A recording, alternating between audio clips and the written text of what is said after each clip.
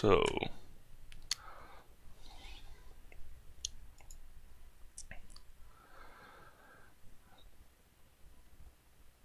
if you caught my last stream,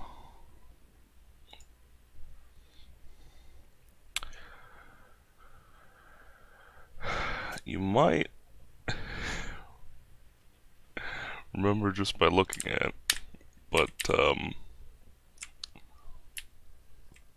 I was unfortunately too tired, and I forgot the second I on ASCII for these strings here. But continuing to work on formatting is not actually what I'm going to do today.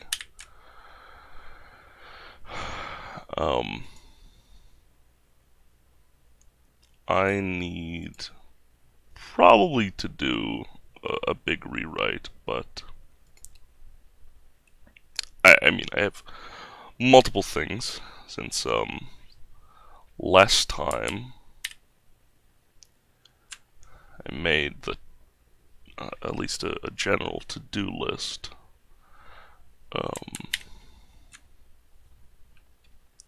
And since I'm not working on this, I mean, I placed in the eyes after the stream, and that's basically all. So I vim the to-do.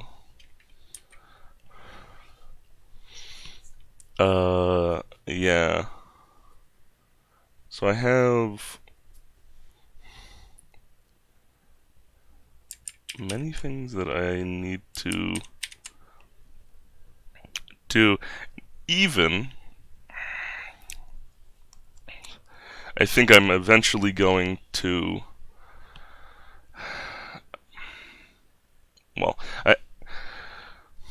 I've been debating over the syntax, what's usually shown as,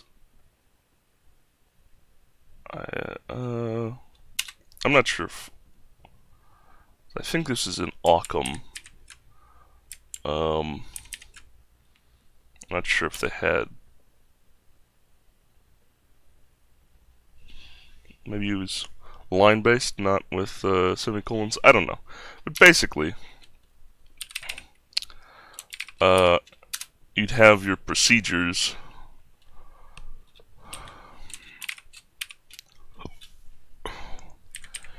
and, you know, in any C-like language, you'd have func here that would execute, and then foo would execute, and then p would execute.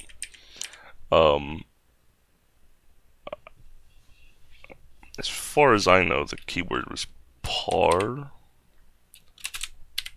and then using parentheses, something like that, I think. I'm going to use braces though, because that kind of makes more sense for C-like languages. But the par here would actually make these three, instead of being run sequentially, they would run in parallel.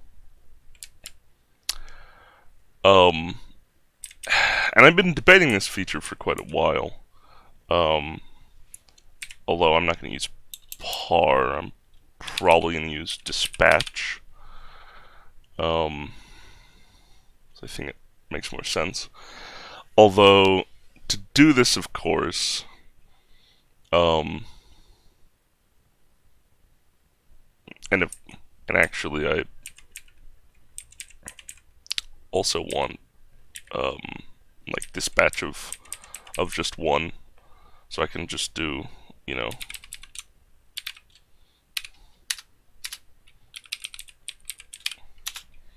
so I can just dispatch a procedure here, and this would be like you know, making a thread and calling proc. Um, or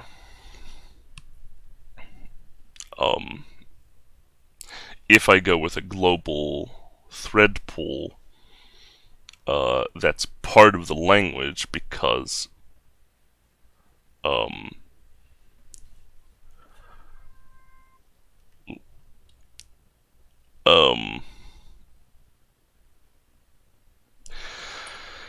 because if I'm going to have threading like this, obviously I kind of need a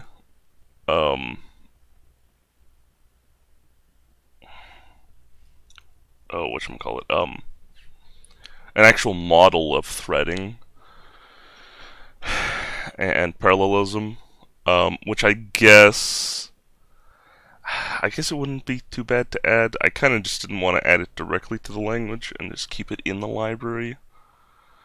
But mainly because of interface problems. But if I'm going to have the basically, if you're new to my language, Y here, one of the main features is portability. So, I mean, they're not really written right now, but I'll save that, I guess. If I go in, here's the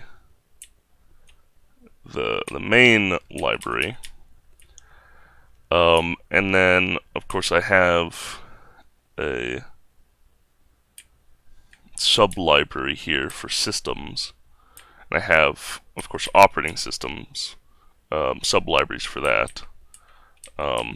Although I would already have to do some shenanigans for program args if I were to have that as a type in a standard library instead of actually in the language. So, yeah, these things probably should be in the language anyway. It's just kind of annoying because then this whole sys library is going to be built into the language. So it's not going to be here, but I'm not taking it out right now just because I'm going to write it in here first, I guess.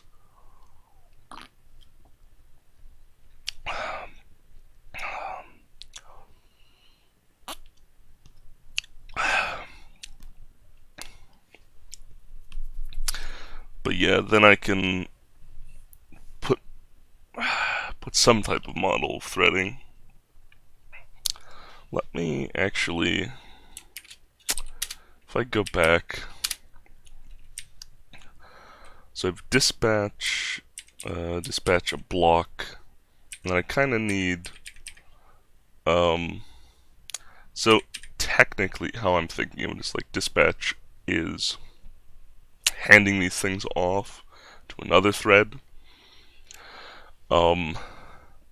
So this technically isn't exactly the same as Occam's parallel keyword, as far as I know, because at least how I would think of it is, all of them are run somehow, and then at the end there's like at the end of the block there's a barrier waiting for all of the procedures.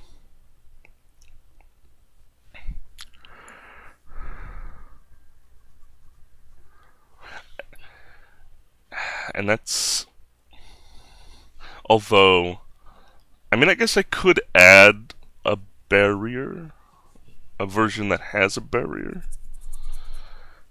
Oh, that's more to add directly into the language, but I guess I guess I mean, you know, if I don't have bloat like uh oh, um templates and stuff,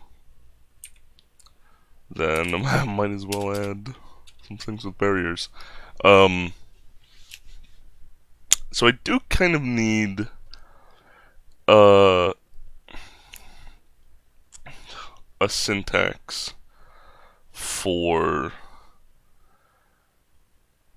actually running one of them in this thread, because that's kind of an important thing to note. And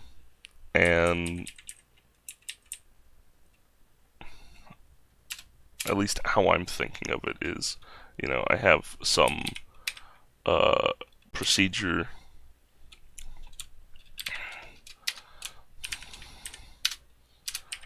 and I, you know, also, what am I doing? There we go. Dispatch, and I do this or something, you know, func foo. I might just as well say a baz, and I don't know, baz.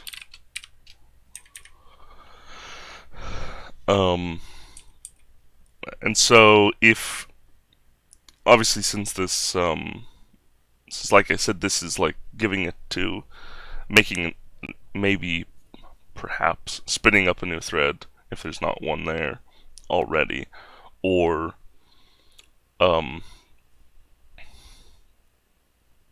using like a thread pool and putting each of them on into the thread pool. But that doesn't, of course, put one like none of them are being run in this thread that proc is being, you know, run in, which I presume that's how the Occam keyword worked. And it seems very useful if it were to run like that. So, ideally, I have a version of this that actually also allows me to do that. So, maybe even does it in order. So, like the last, the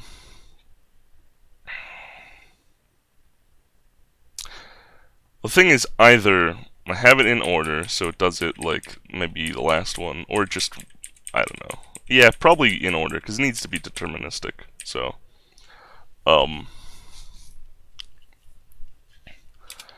like, I don't know, faz. So I have faz, and then, I don't know, I'll, put some character. Although, it kind of doesn't make sense for dispatch, though. Like, the word dispatch things, and then it have, you know, be that thing. So the other thing is, of course, even if I did have a keyword to do this, it would be the same as going down here and just saying faz and having that, which, I mean,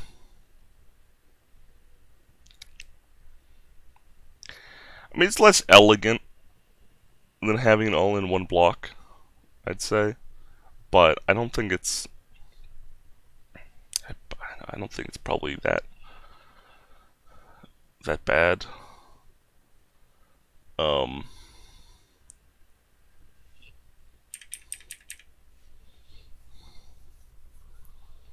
That probably do need a version of this that actually acts as a barrier.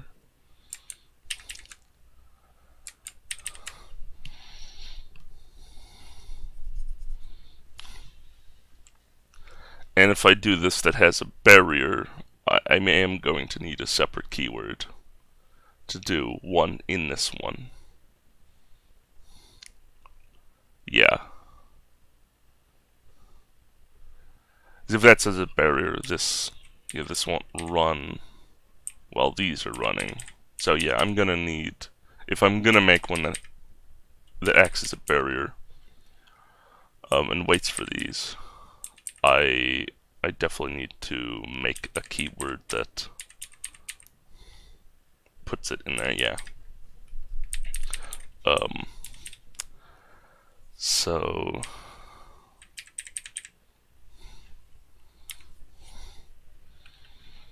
let's see. Add dispatch keyword. I guess I'll just say that right now.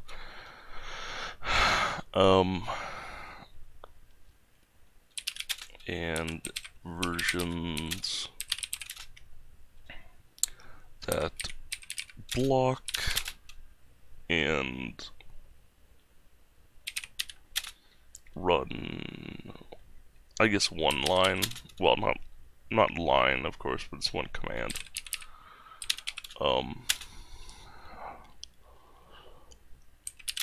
In the calling thread, yeah. And that'll make it just a bit nicer. It'll be a little weird,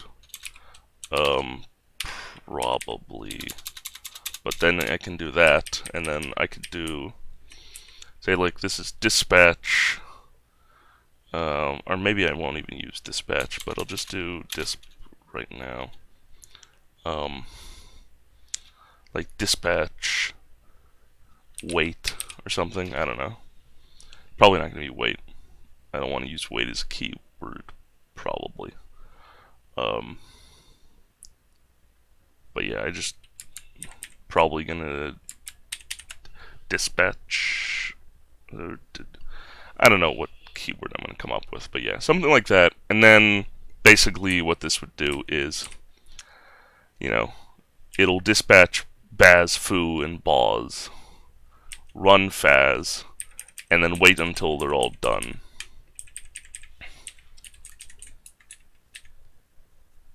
Which, I mean, I guess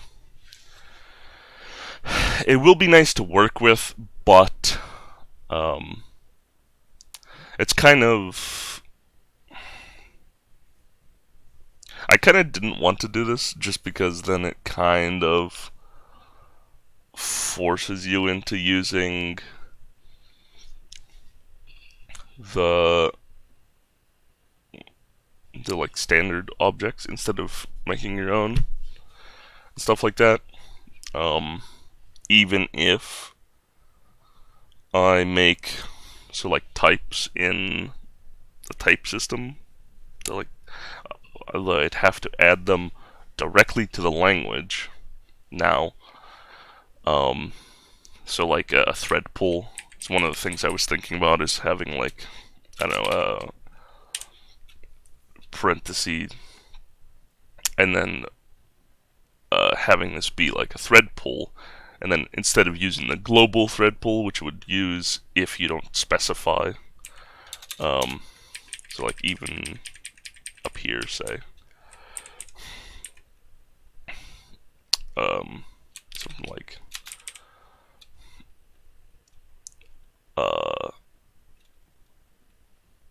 so like I have some type of thread pool, and then I just say use this thread pool instead, or something like that,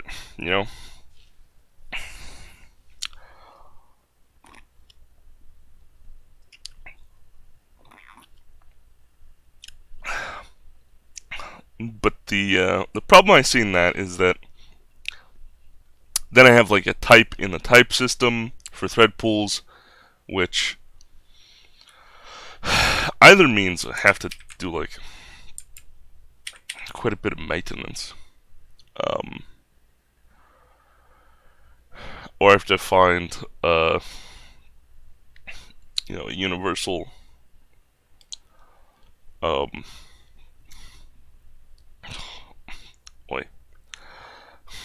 way to implement it, which I mean, either way, at least seems to me to be less ideal. But if I'm going to have the feature, I kind of don't want to just have, I mean, especially if I'm having like a global thread pool and stuff, you know, I don't want to just use the global thread pool, probably.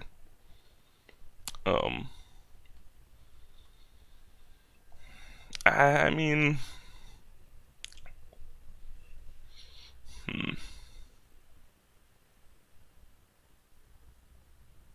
maybe I do just use a global thread pool, because then you don't get into the issue of, oh hey, this library has its own thread pool, and then this library has its own thread pool, and then you can't really, yeah, maybe it would just be better to use a global thread pool. And then if you didn't want to use a thread pool, you'd have to actually go through and call, you know, I don't know, something, at least this would be more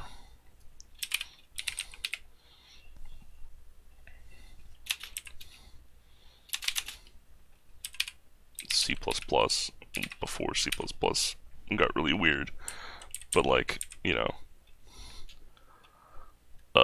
foo, and call actual, like, hey, make a thread with foo as its entry point, and then, you know, t dot start or something like that. Yeah, I mean, yeah, I guess that would work. And then just the dispatch keyword and whatever keyword I use for making it so that one actually, you know, runs in this thread. That works, I guess. So then it'll use a global one. I mean, that will have to be configured then, which is kind of a pain. But I guess not too much.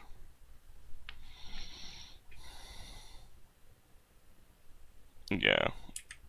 Yeah, it's probably the best way to go about it. And then, yeah, if I could also make, you know, a thread pool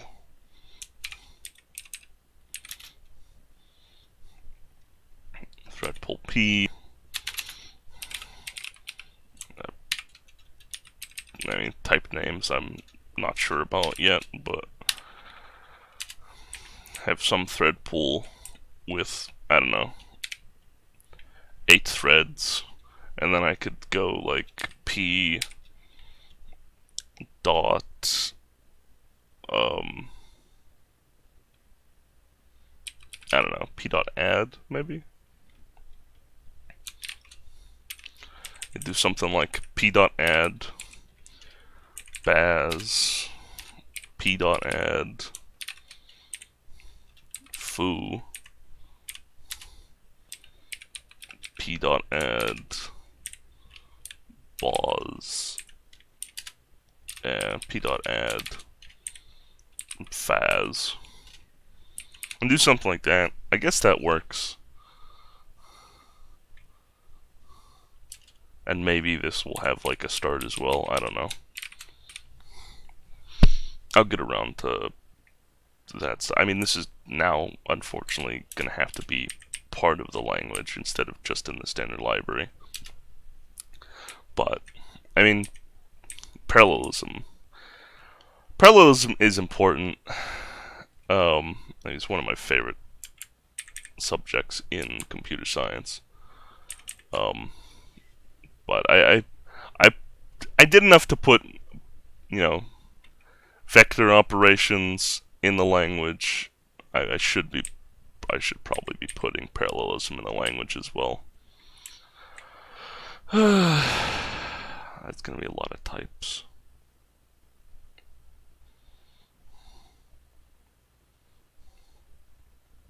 I don't know, I still might. I don't know how I'm gonna balance it.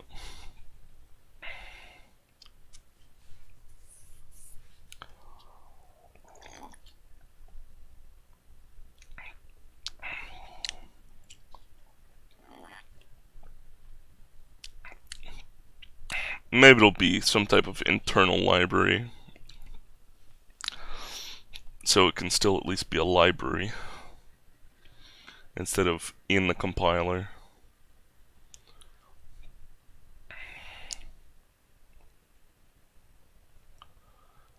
Because I don't know, I kind of don't want to add a shit ton of types into the compiler.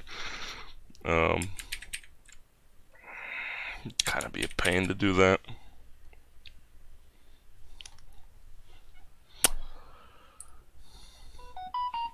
But yeah.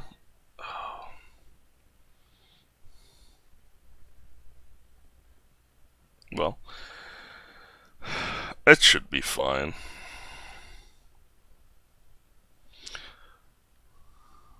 And then I can just deal with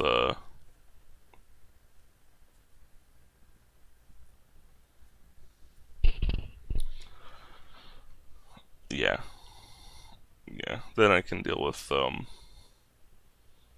know,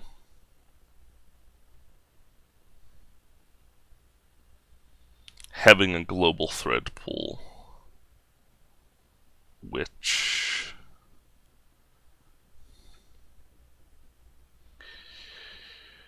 that's probably the part that's going to...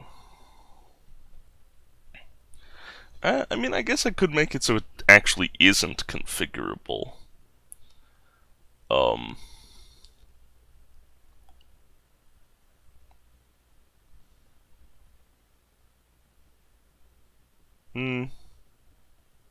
Nah, I think probably I could have just one option, maybe. And that's to either like initialize initialize the thread pool.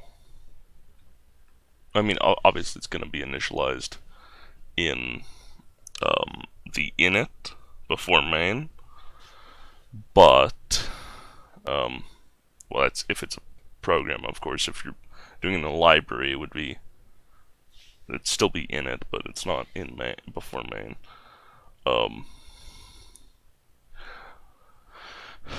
So I could do it actually like fully initializes in the init before main. So like it gets all of the threads from the operating system at the start of the program, or waits until the first like dispatch keyword, something like that.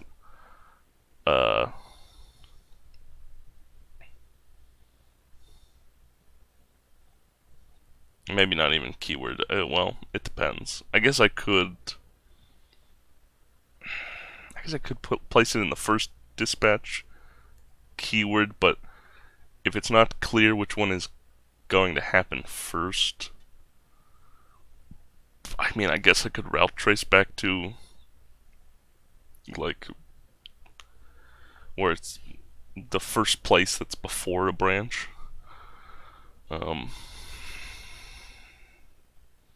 It might be the way to do it, because I don't like repeating myself. But yeah. And then I guess if it's gonna be global, if that's the only... Although I guess I could also make it so you can choose how many threads. Which would then actually Wait. Um, which would then actually change how this dispatch would work then.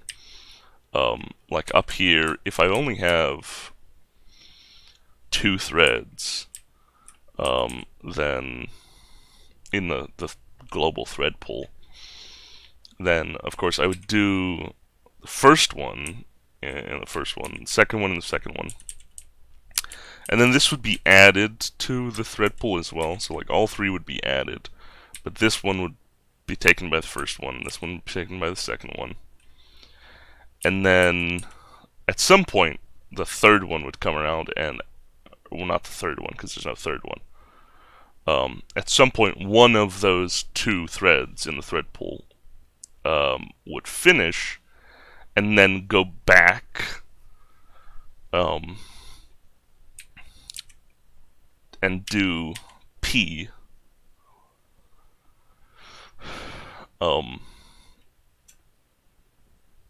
So if you had like 20 things in here, of course, basically what happens is it just all adds it to the thread, task queue. Yeah, task queue.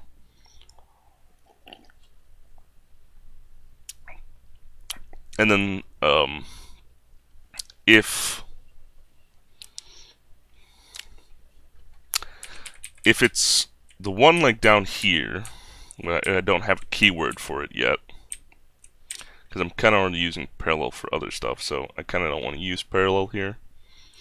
Maybe, I guess I could do it in parallel, like in underscore parallel.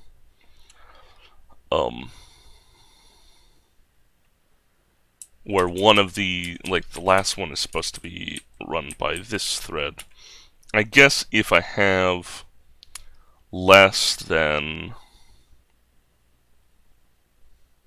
I guess it depends on the number of threads I have here. I guess if this also is waiting, if this is a barrier as well, then I guess this thread could do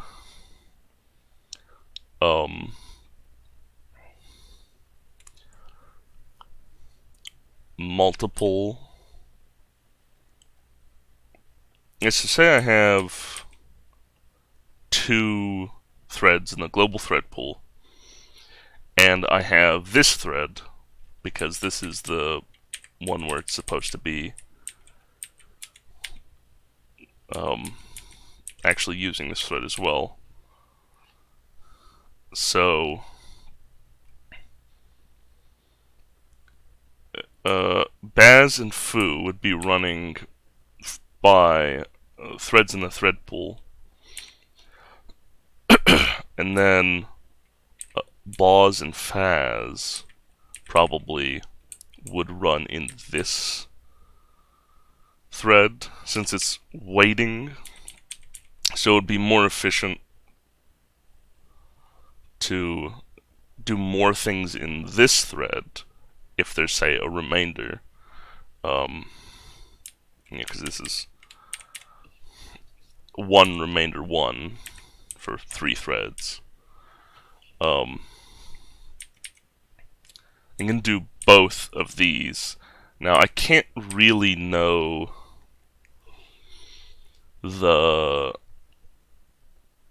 like how much these are in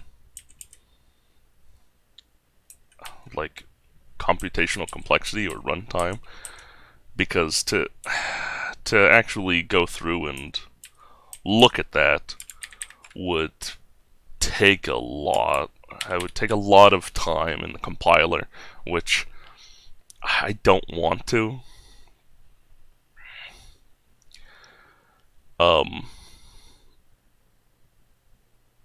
But I guess I could just say that what happens is, if it's this one that waits and uses this thread, it'll choose like No, I can't say every 3. Or, every, like... It can't be,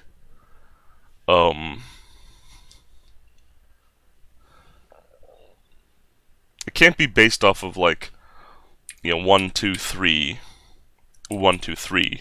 So if I had, like, a few more. Because then, whenever you change the number of threads in the global thread pool, that would change. And if you're writing it in, so that it will be like this is on thread 1, this is on thread 2, this is on thread 3. Yeah, that wouldn't work. So maybe what I do is say it's more so like 1, 2, 3, 3, which is what I want here anyway. But if this was 4, obviously be 1, 2, 3, 4. And if I have another one,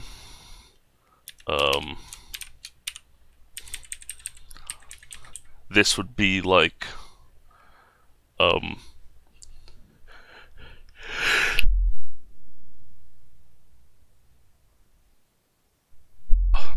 excuse me, oh,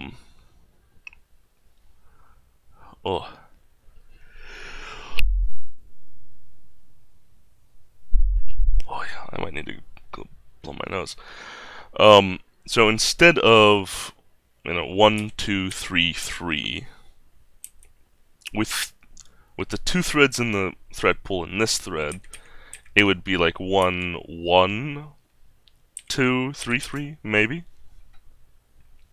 Or maybe I go the other way, actually. Since this is on wait, it'll fill from the bottom, maybe? And do 1, 2, 2, 3, 3.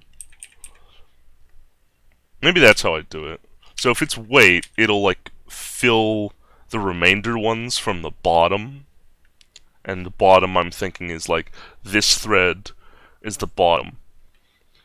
And then the end of the global list is next to it. And then goes up. So 1, 2, 2, 3, 3. And then if you have it the other way around, where it doesn't wait, then presumably, although it could depend on actually how you're assembling your program,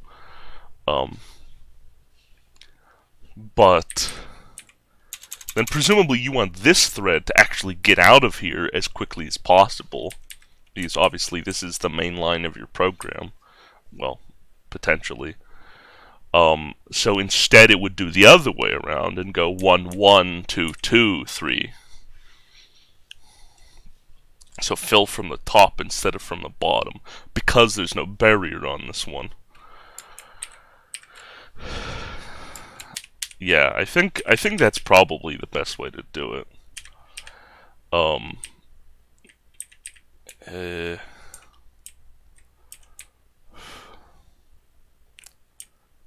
So not run one command, but since you could have like 20 statements in here, and also run in the calling thread.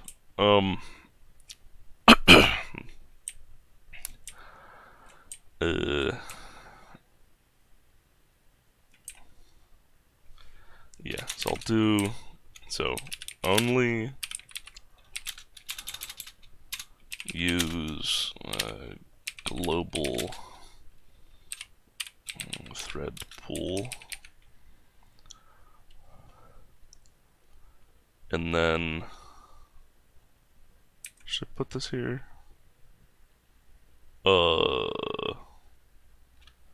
No. Probably, well, I should, where is it? There we go.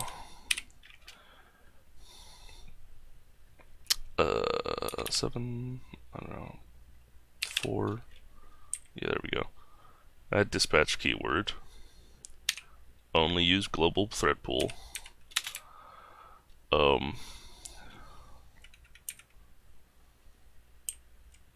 Yeah.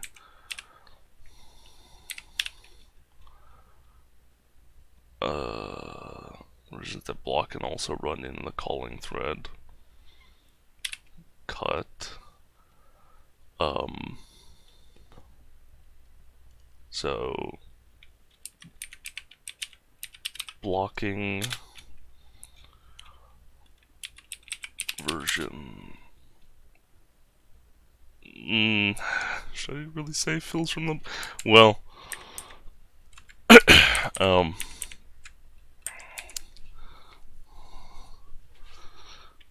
I'll put it in quotes, I guess. Fills from the bottom.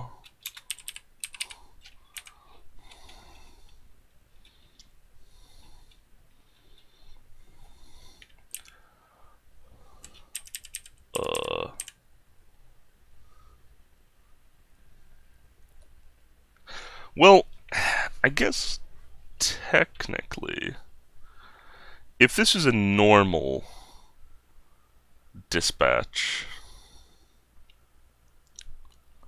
even if it blocks the normal dispatch, I'd probably want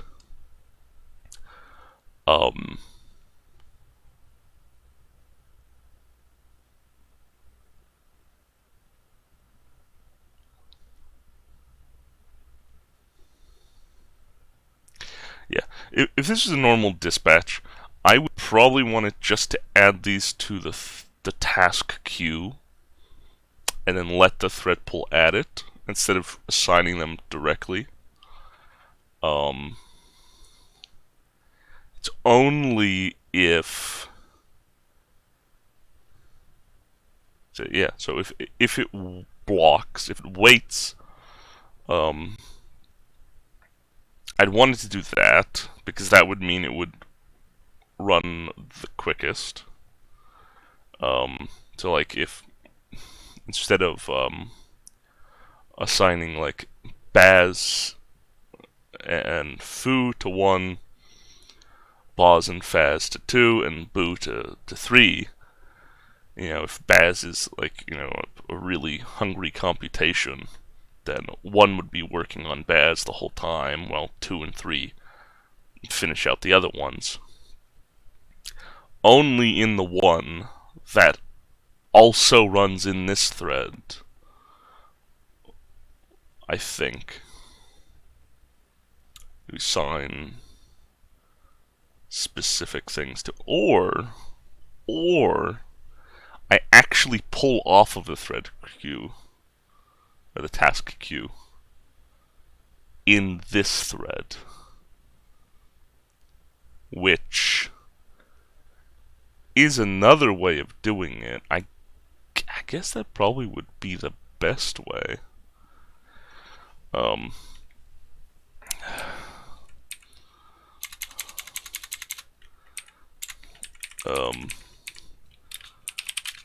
With both.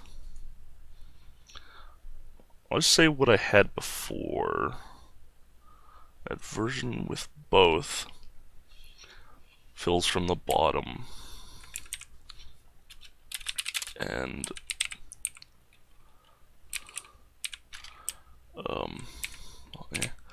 version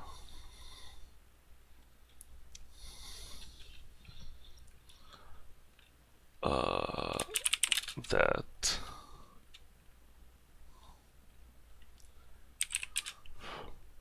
runs in the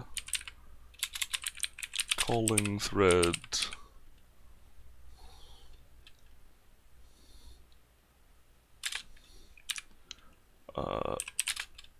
but doesn't. Okay, well, this is going to be a little annoying. Doesn't block.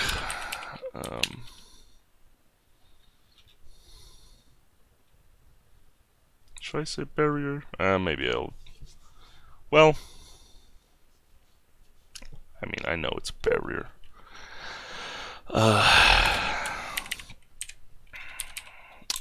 Fills from the top.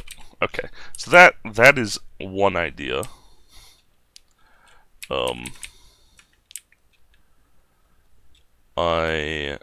I'll actually make this into, yeah, there we go.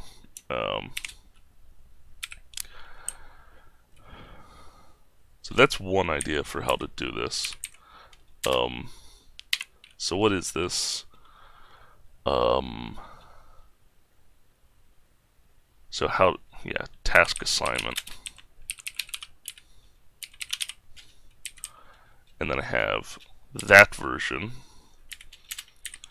And then I also have calling thread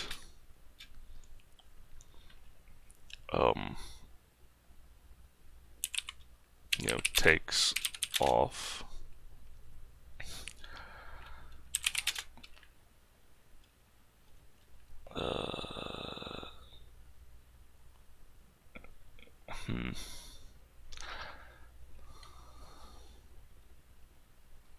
Okay, so this doesn't make the... Although, do I really need that? I mean, I guess I don't really need it to go faster if, say, like with the one that doesn't block, it doesn't wait on a barrier here. If this is, you know, 1, 1, 2, 2, 3, and so this would be presumably done quicker if these were all the same. And get out of here and start doing other things while these things work. But there are few things that you would actually want to not wait on. So maybe, although I guess you could just add the wait thing here, whatever I go ahead and call it.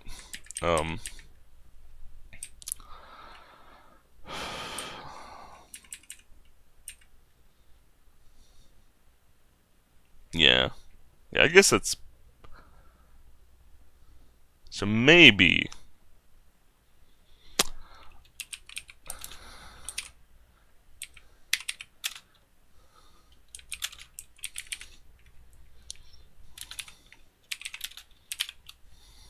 Well, okay.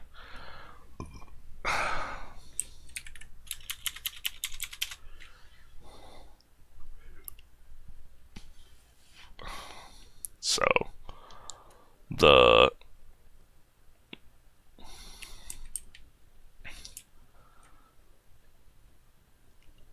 there is the third option that maybe I do have it fill from the top in the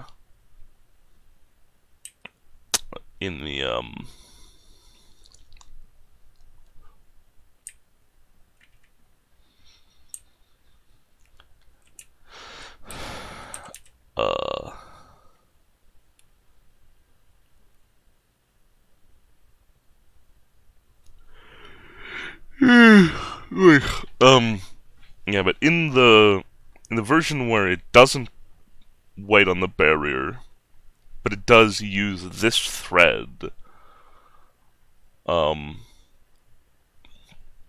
could still fill from the top and do, say, like, if I have 2 in the thread queue, or the thread pool, you know, I do 1, 1, 2, 2, and then boo is assigned to this thread. But with the blocking version, if I have, you know, whatever I'm gonna do for it, it's not gonna be wait, but, you know, then I could have these just all added to the task queue, and then this thread also, it just goes through, takes, you know, one off the task queue and calls it and waits until the barrier is done, you know.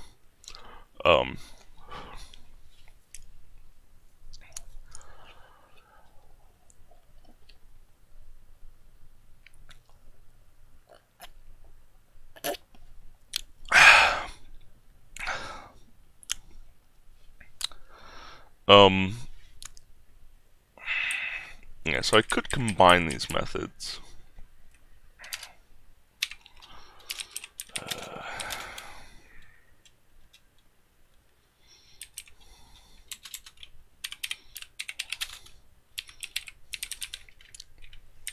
I'll keep that there.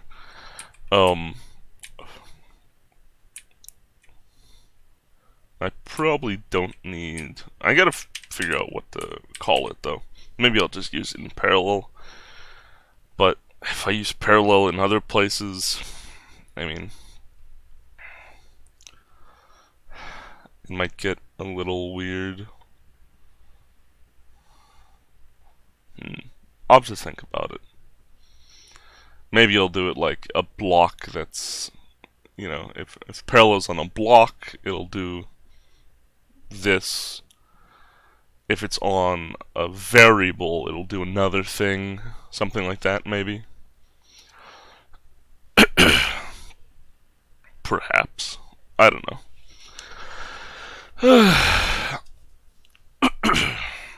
And then, of course, then parallel wouldn't work on this. It wouldn't be ambiguous. Because also, you know, you can't run one procedure in parallel with all the threads. You know, including this thread. It doesn't make sense. That would just then be proc instead of that. So, it doesn't have any weird overlap, at least. It would probably think this is a declaration at that point.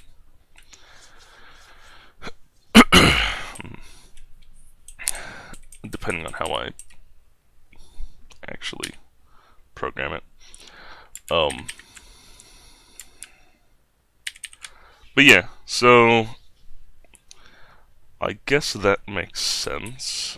So maybe I'll do maybe parallel keyword.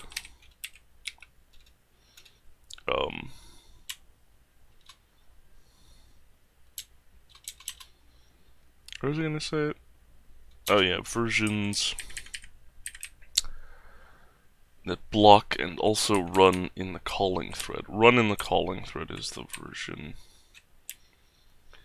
Well, yeah. I'll just put it down here. So I don't, maybe parallel keyword.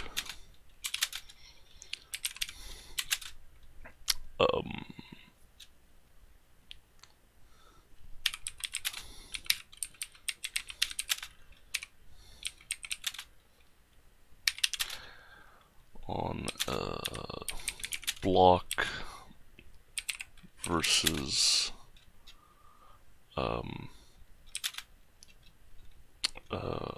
you know, declaration versus, yeah, I'm just gonna VS, that's easier.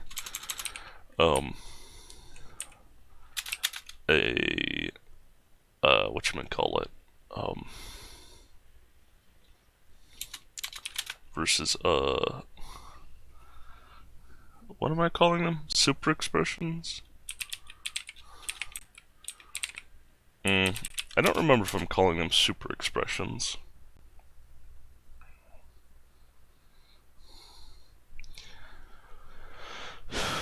I don't know. I kind of came up with this thing to deal with, like, wanting two things, but I don't want to do, like, the Pascal way of saying, you know, like, AB equals XY. Since I think it's quite, ambiguous as to what happens. So the basically the thing is, I have an expression that can take expressions, and like the built-ins are basically all these, to distinguish them from, normal procedures. And some would, of course, say, what about syntax highlighting? You could just highlight them a different color. You know, I think it's easier if I don't need to actually, if you don't need syntax highlighting, although I guess not many people program like that. So I'd have like overflow. Yeah. So I'm doing this for like flags as well, processor flags. So I could do a equals x times y, I guess. So I do some type of operation, and then I check the overflow flag and assign that. So of course overflow here would, since it's an overflow flag, it would be a Boolean value.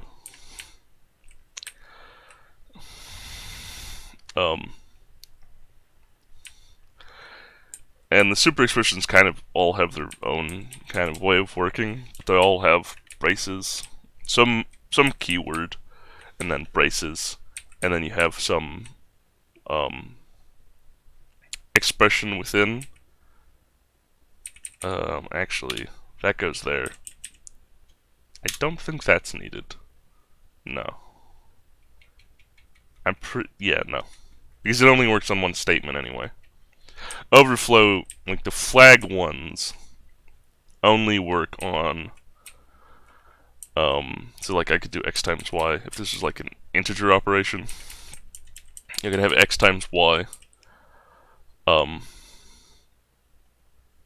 then that, I could just have x times y, and check for overflow.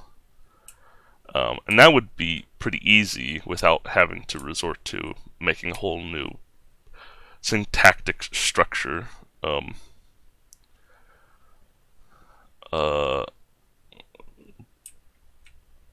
if I say like a equals that, technically, I think the move operation on x86 processors, I think it cobbles flags. So technically the flag has to be gotten before the move operation, if I remember correctly. I have to look into it because obviously I've got to implement this at some point. But yeah, so since it might happen halfway in between or at the end, depending on processor architecture, I thought, you know what, I'll make a new whole syntactic structure. Just because I wanted overflow flags. But yeah, so I'm not sure if I'm going to call these super expressions. But yeah, I could say parallel. But that, I could have parallel here, but that does a different thing. So if I do that, what does that do? If I have it on an assignment, it will. So on x86 architecture, whenever you do operations with the memory, they're propagated to all cores at the same time. But that's not true of other architectures. And so having parallel on a block or on a super expression,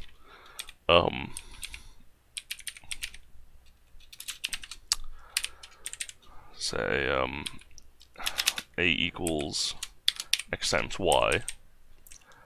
Let's put the spaces, just because I think it looks nicer. That then would act, instead of acting on the multiplication, which the overflow flag is, because assignment can't overflow. So that's kind of just it can either be an expression, and that's the thing with super expressions, is that they take specific expressions.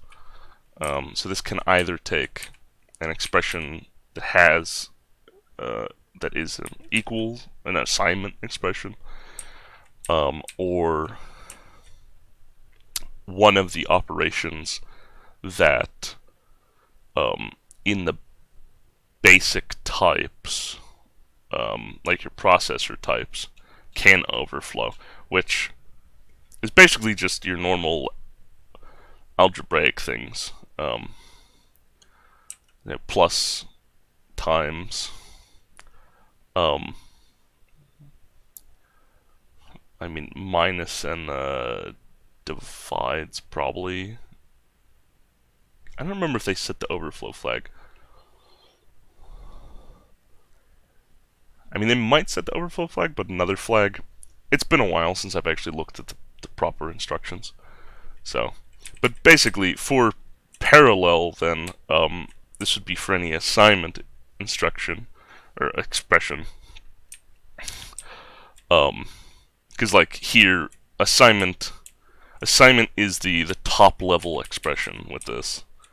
You have assignment is a top level expression with a variable expression on one side, and then, a star operation expression on the other side.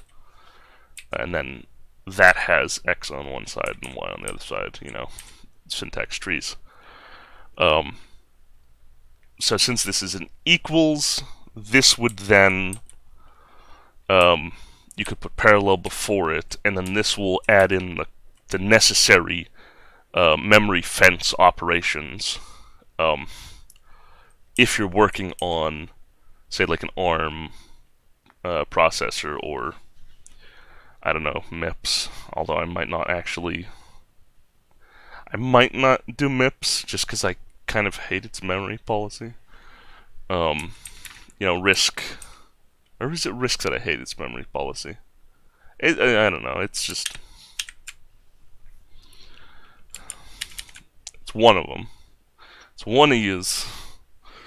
But yeah, so I don't know if I'm going to call them super expressions. Maybe I'll just call this built-ins right now. No, well, because it's a keyword, though. Yeah, I'll just call it super expressions for right now. Or maybe uber expressions. Hyper expression. Yes, hyper expressions. Hyper expressions. That's exactly the name for these. But yeah, so maybe this will work differently if it's on a block like here. Parallel can work differently if it's on a block like here. Like, then I would change this to parallel, and then I would still have, I don't know, maybe I'll just put block right now, because I don't want to put wait, because it's not wait. And block as in this would be a barrier. But so parallel, since this is a block, would work differently than if it was on a hyper expression here, or if it was a hyper expression, I should say. Which is easy because the parallel hyper expression, like I said, takes a specific expression inside of it, and that would be assignment. And so if it's not just an assignment in here, this would have to be a block. So it's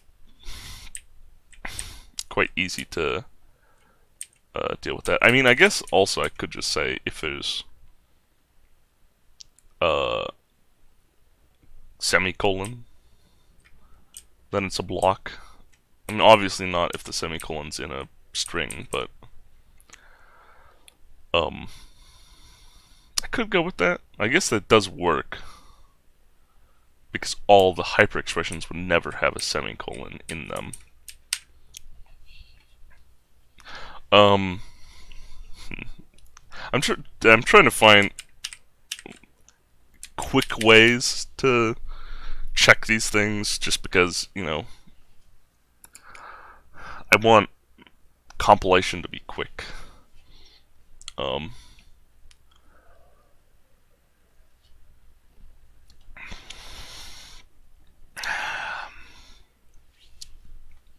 Maybe I'll just do that or something. But yeah, so then I could have it as a block. It works like that. As a hyperexpression, it works like that. And then on like a declaration. What? Oh, oops, I wasn't in insert mode. So if some parallel integer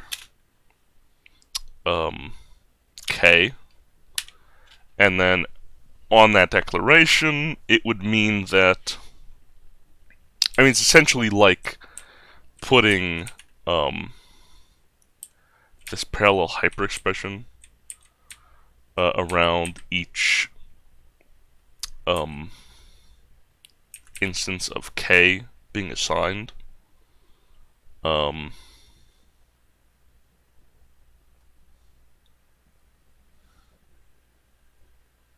If I remember correctly.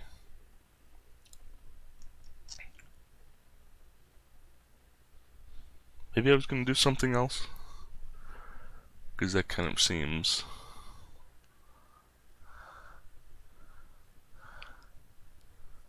not that useful.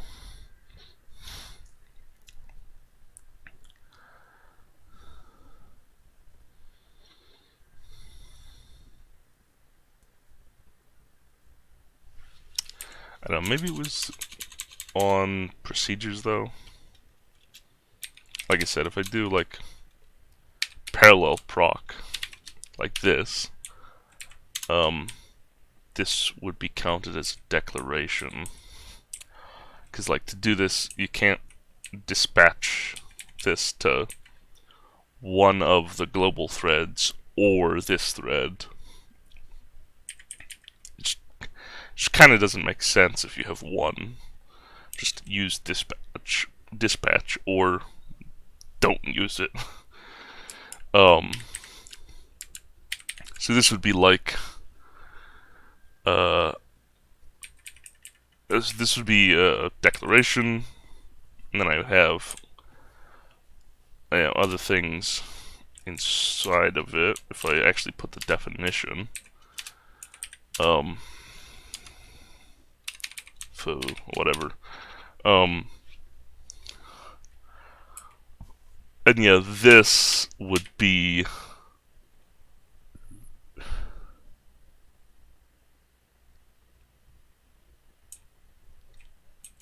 this would do stuff like it would make sure that this procedure is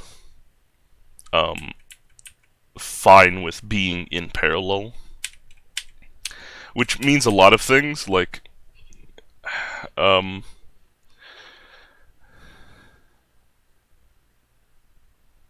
if I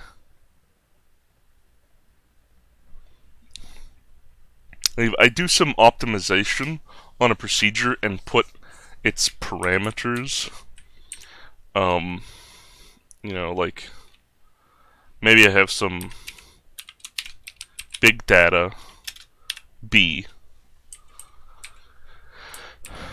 for this procedure, and to optimize this, because it's a lot of data, I actually put this I put the the actual memory location of that argument into the data segment, and then pull this from the data segment when I call this procedure.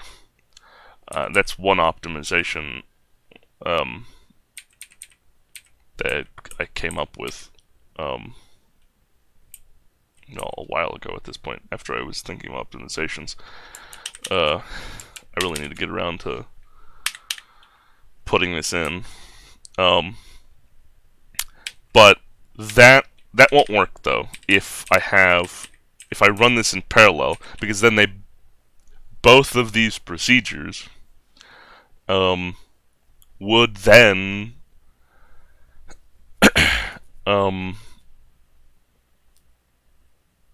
call from that, or would take that same location. So, whenever if I had proc of A and then proc of B, it's kind of getting cluttered. But if I had proc of A in one thread and then proc of B in another thread, so I guess I could just do that here by doing the dispatch. So if I do like this thing, and this was not declared with the parallel keyword, or and this is one thing, maybe I'll make it so also the parallel hyperexpression, so it works with assignment, but it also works with, so like I can call a procedure as well, and maybe just have like a parallel version of it, maybe. If just to be safe, it'll if it's not originally declared as parallel, might do this. But yeah, so if it's not declared as parallel and you don't like use the parallel hyperexpression, then the bigger your data is, the bigger the size of your type actually, the more likely, well, it's technically over a certain size, will probably be the optimization. As well as, if you have too many parameters,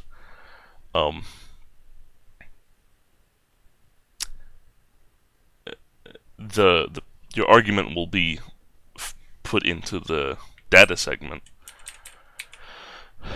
to speed up the program. But that obviously breaks it from working in parallel. So this here wouldn't work if I had proc of A and proc of B dispatched in separate threads. If this wasn't parallel. Because if that optimization was made, then this would break. This would just fundamentally not work, because A would be assigned to that memory location, and proc would start running, and then B would be assigned to that memory location while the first proc is running, and then this proc would run. So this proc would be fine, proc of B, assuming that's the order that they run in. But this first proc would, maybe crash, maybe do something you really don't want to. You never quite know. With race conditions like this would cause a race condition.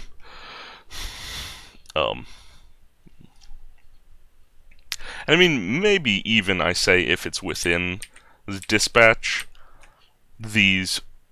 any procedure calls essentially are like being wrapped in a parallel hyperexpression, if they aren't already declared with parallel.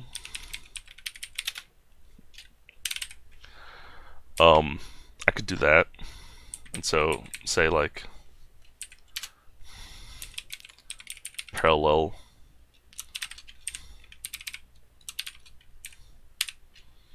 foo, something like that.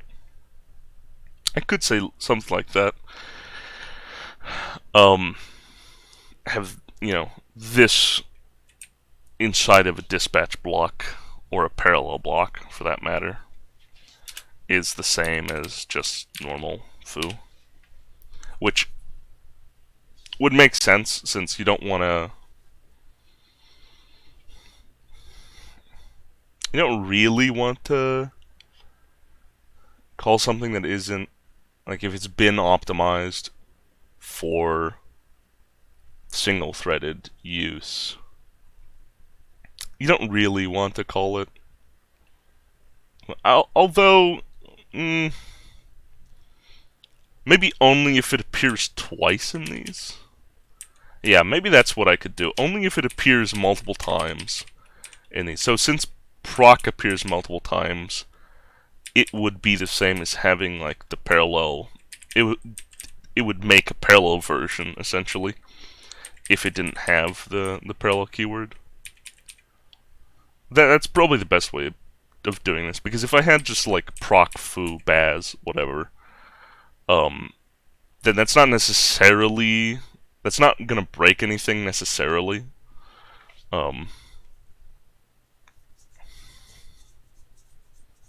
Especially if I have like a barrier here, it's not gonna break anything if I go to do another parallel expression, or parallel block.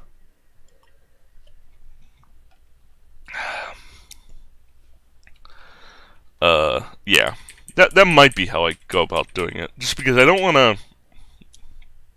I mean, like I've been saying, I don't want to. I don't really want to make more work for the compiler than is what is already necessary. And if it's not being called multiple times, or at least I can't tell, it's being called multiple times in different threads from here, if I had baz and boz, I can't tell that these need to be in parallel, even if next line down I had another dispatch statement and it had baz and boz. That would kind of just be, you need to know. You need to know about that, as a programmer.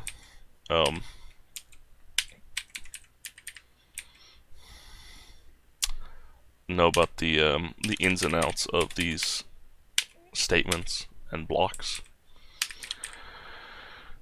As a software engineer, but yeah, I think that's probably the best way of doing it. Make it like it's that way if there's two of them.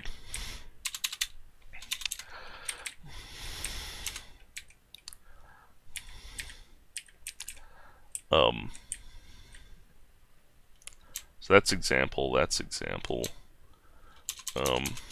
I might keep this here though for the foo. That might be useful. Like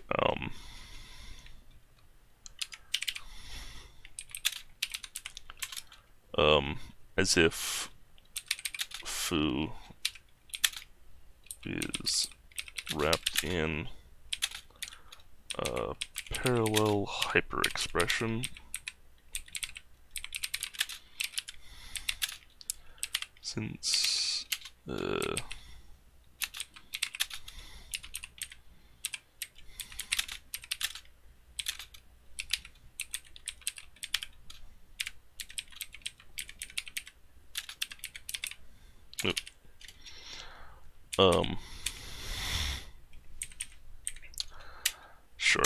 and then I don't need this either.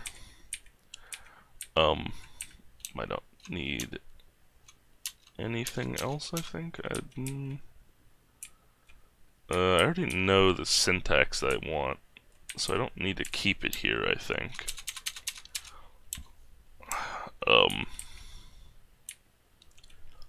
And you think about what to actually... Maybe I'll just do like parallel barrier, something like that. Maybe I'll just use the word barrier after it. I kind of don't want to, just because it's another keyword that I think, it's a barrier is a common parallelism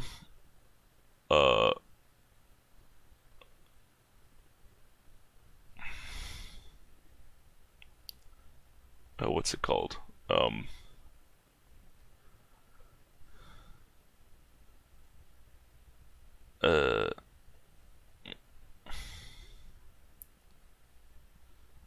It's fundamental in well, not maybe not fundamental, but it's a primitive. That's the word I was looking for. It's a parallelism primitive. So yeah, and then I guess technically, this can work like that, and act as though these are in parallel blocks. But I can also still create multiple threads with foo and then run them, even if I don't want to add the parallel keyword, I guess. Or maybe I just make this... I don't know.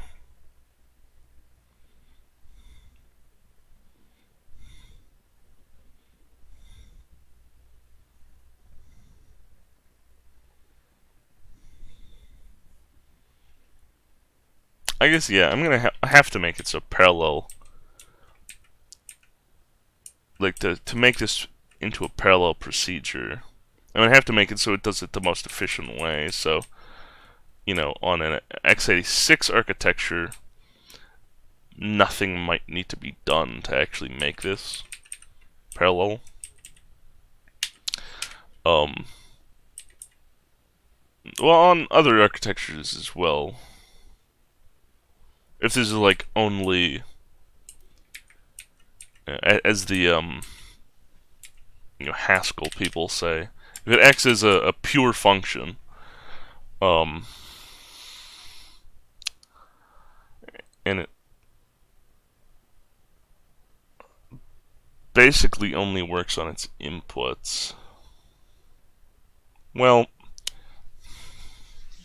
kind of the thing is, like, these have to be void procedures. Well, not void, but that's the C way of saying it. But like, the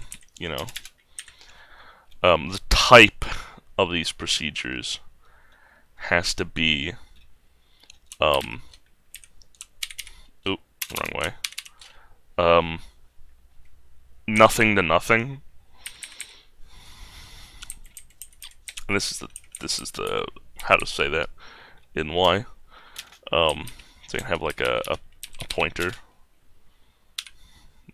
to a procedure like that, instead of the god-awful syntax that C has for function pointers.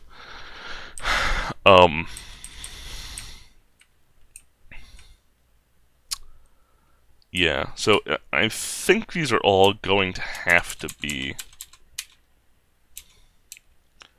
void procedures. Nothing to nothing. Or maybe I allow parameters. I don't know. I mean, even if I don't allow parameters, the idea is always you can define a nothing to nothing procedure that all it does is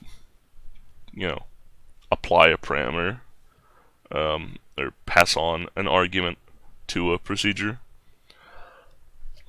It's pretty easy. But yeah.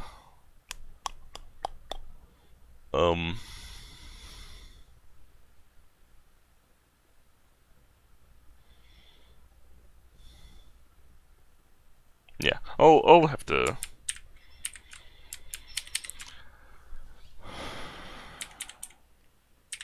think about it a little bit. Because yeah, if this is either this does nothing, which why are you calling it, or it modifies global state, which then yes, this would definitely need to be made to work in parallel, like using memory fences and whatnot. Uh,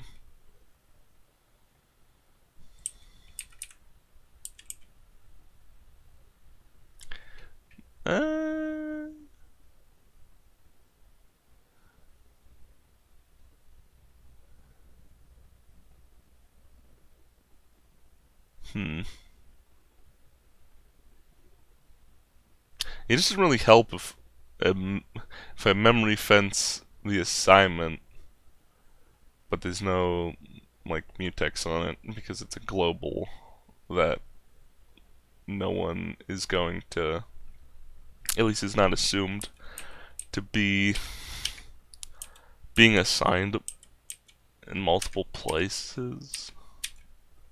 That might be an oversight.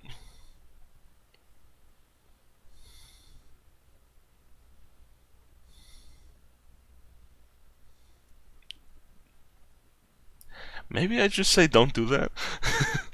Because that's not a good thing anyway. Either that, or this is going to call some type of... I mean, it's going to modify global state in some way, whether that's in a library or by, say, calling the operating system and doing something like, I don't know, changing window size or something. So,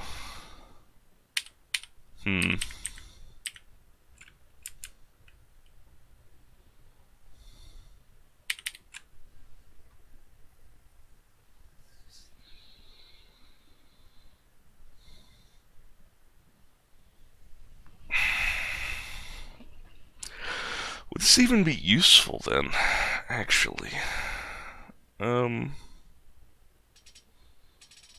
Maybe having the same procedure in here twice actually isn't useful.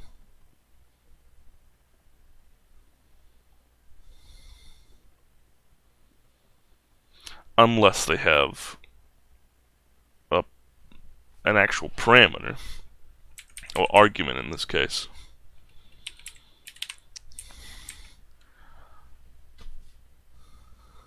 For like,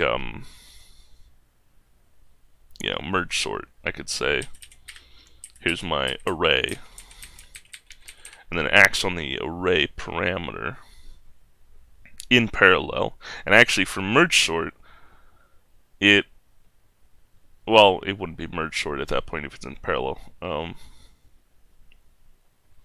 But sorting in parallel, if I allow parameters here, which I might do it. That seems like an easy thing to do.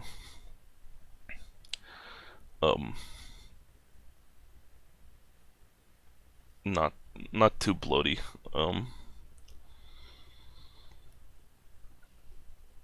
And then I can act on like separate pieces of the array. So like,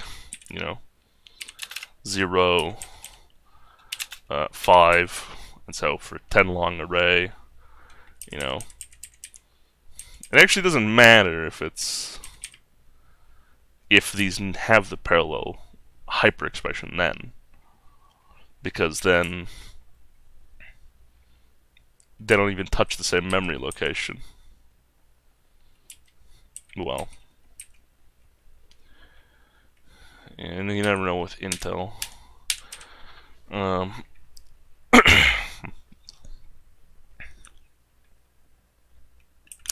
But yeah, yeah, maybe having two, if they're both, yeah, if they're both, nothing procedures, this actually, I think, would be useless. So maybe there's a warning saying, hey, yeah, so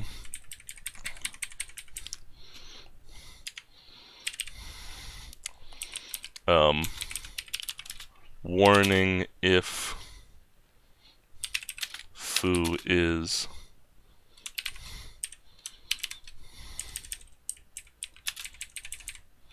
nothing to nothing procedure, since wouldn't be that useful.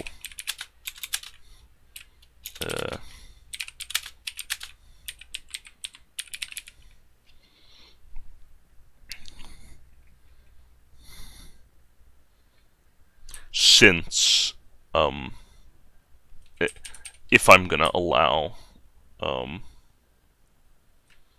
parameters, which I'm probably gonna do. So since or arguments, I should say, not parameters. The procedures have parameters.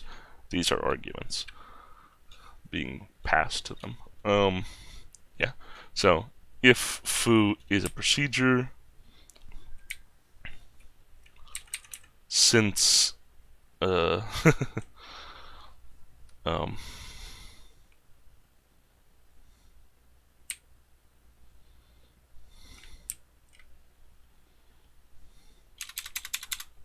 because arguments are allowed.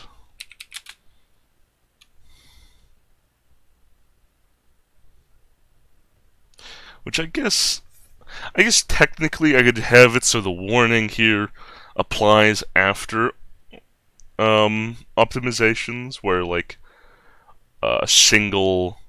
So say if I had a procedure that all it did was call foo A5 or whatever, which would be stupid, but you know, it would be optimized away, and you just have foo of A5. But eh.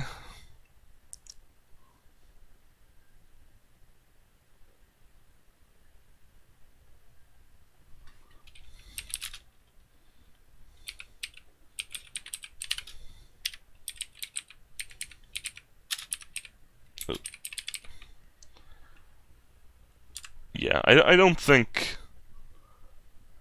if I allow arguments here, I don't think anyone like it would be then worse to put a procedure that just called A5. Although I guess you could have, say, like a procedure that's calling a bunch of stuff. I mean, a procedure that has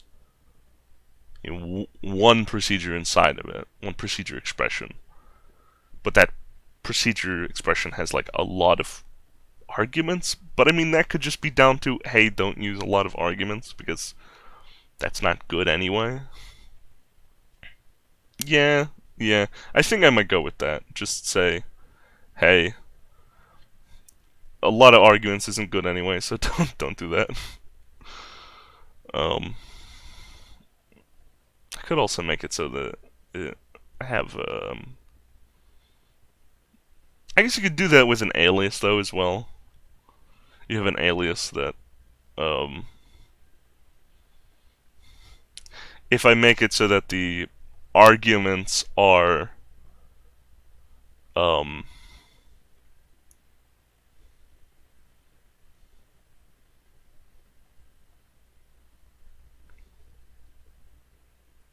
if the arguments aren't type checked, and I can have an alias that looks like a nothing to nothing procedure, but actually changes into a procedure call with like a lot of parameters. But some of them can just be like words that then get essentially bound later, maybe.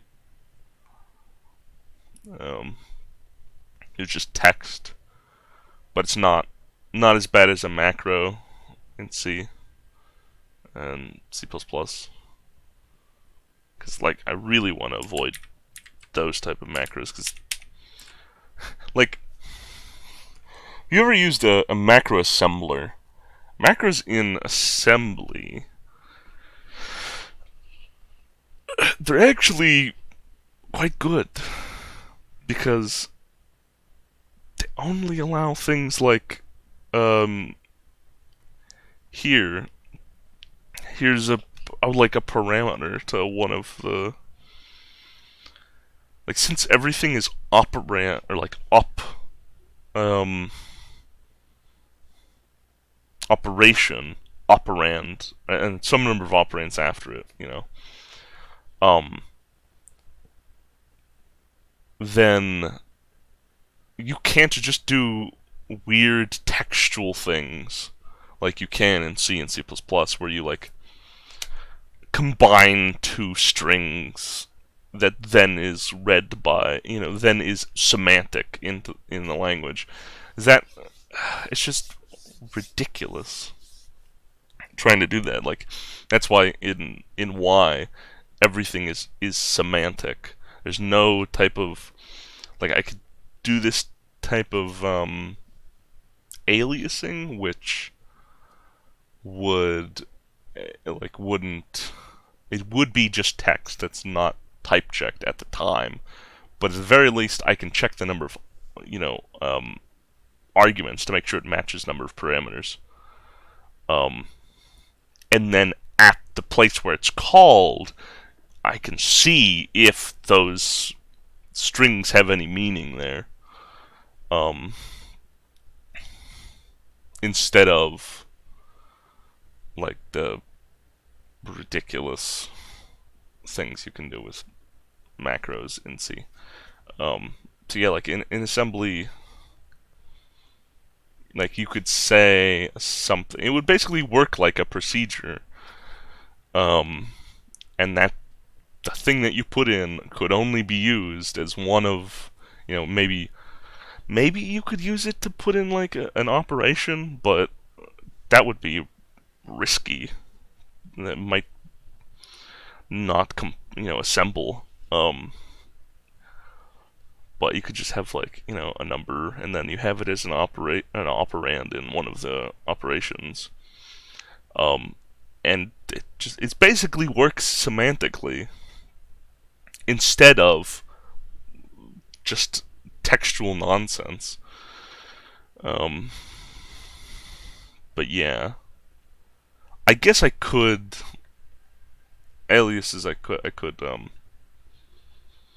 put off type checking it if they are, or I could not throw an error if I don't find them. But if I find them, although no, because if I have like a local variable, maybe I want to, I probably want to prefer that over a more global variable. So yeah, maybe with the aliasing, it's not actually bound to the specific things yet. Which I guess I could do that. I mean, the thing I was originally thinking was, hey, I have a procedure that has 5 parameters. I want to input only 2 of them most of the time. Let me alias it, and then put the defaults or whatever in the aliased version. Um, hmm.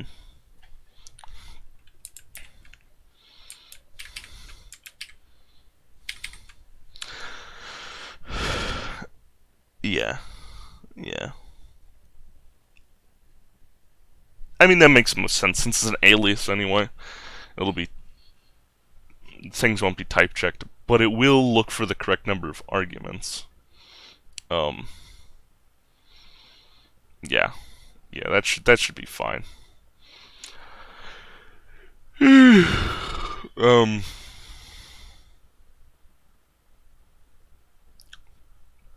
and then that will allow you to put something like f of nothing is actually, you know, proc of whatever, blah blah blah blah blah, and it's not actually a procedure. Which is the only time where I think it's useful. Maybe it doesn't even show it as like proc of um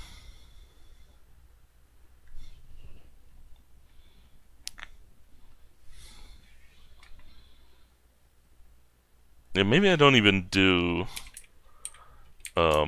say f of whatever, and that's actually aliased to be like, I don't know, proc of A, B, C, D, E. Um,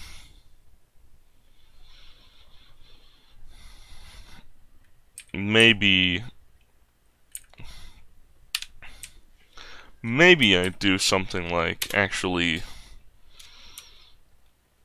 more like C in a way that makes sense. And the way that makes sense is that instead of acting like this is a procedure, which it's not, which might be a little bit confusing, I instead have like, I don't know, um, obviously capitals because it's an alias. I do like, default proc as the name.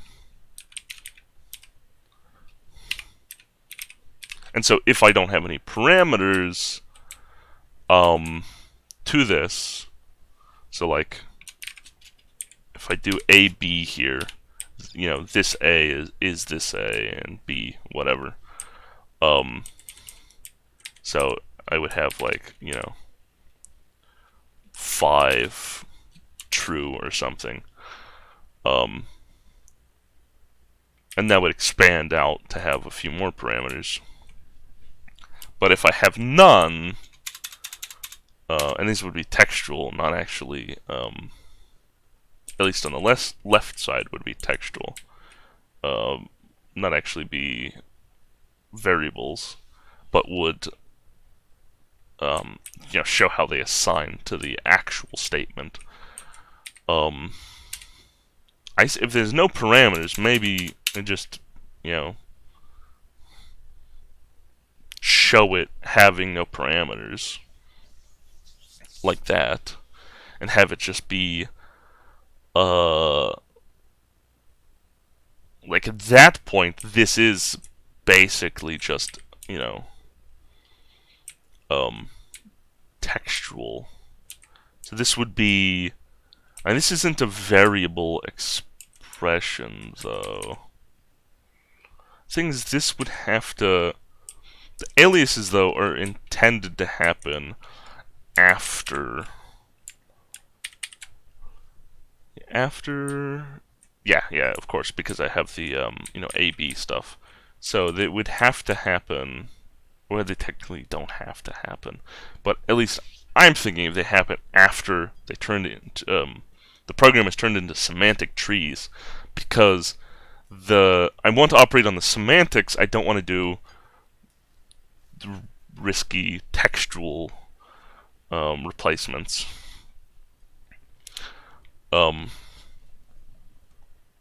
So maybe I have it like this, but then at this point, I could at least say like this is a procedure if I have A, B here.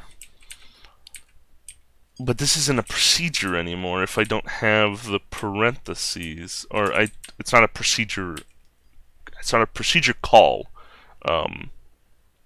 It's not a call expression. But I mean, I guess if this was a call expression, then this would have to be. So if this was a call, this would technically have to be a procedure expression anyway, like a variable expression that refers to a variable that is a procedure. Well, not a variable that is a procedure. Well, okay, it's kind of weird. I'm using the words weirdly because I have procedure variables. But anyway,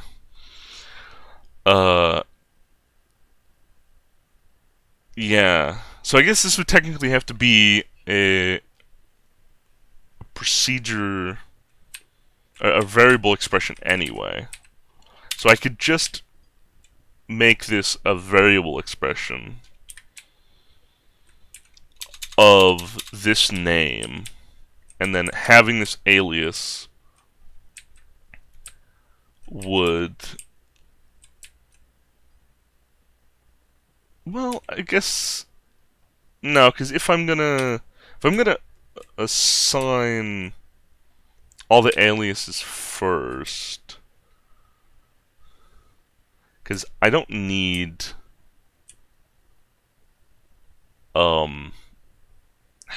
like full type trees and procedure declarations to define these. Especially if I say like I have specific alias keywords. So these are, this alias is a procedure, and then, maybe alias types like that or something like that. Then I don't actually need to know if this is a procedure, if proc is a procedure. It doesn't matter if proc is a procedure or not. So maybe these just get assigned, and then when, to a list of aliases, and then when going through to check, like, what this string is, maybe then, instead of putting this string in whatever location it's gonna be, like if I had a equals blah blah blah, then when this is like this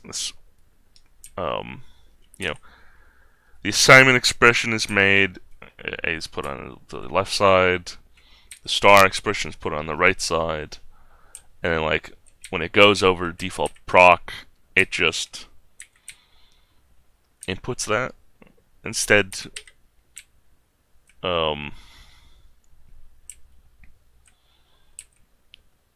makes this expression. I guess I could make a template of this expression. And by template I mean like make an expression variable. Well, pointer, because of course this needs to be at runtime. Of this procedure call expression with this name, and then these. I mean, the aliases, if I remember correctly, I'm making it so aliases are only file scoped, so it's only work for each file, which means you can't get into the case where you can in C, where you have no clue what something is, because it's a macro hidden deep within a library.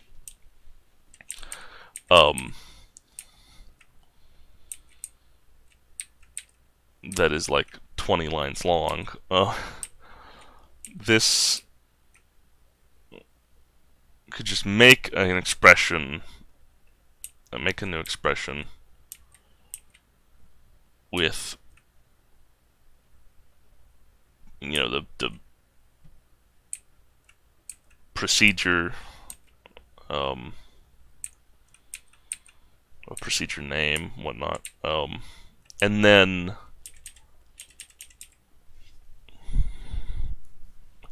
well, if no, because the name I am going to set this to be an actual pointer to the actual procedure in the procedure tree, or not procedure tree, but the library tree. I'm pretty sure. So I can't do that, but I can just say here, instead of, whenever I read this, basically, instead of placing this there, I start reading this definition. So this will be like a pointer to this, probably, to this location, will be kept in like the alias array, or hash table or something. I don't know. We'll see how exactly I do it. Yeah, so if this is read, you know, then in this file, of course, then that will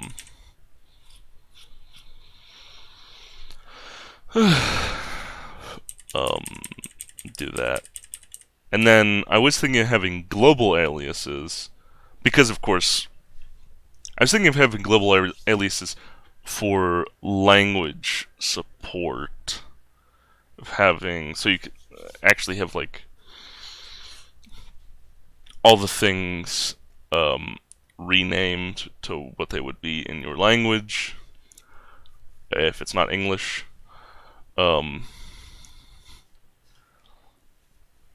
Probably even keywords and stuff. And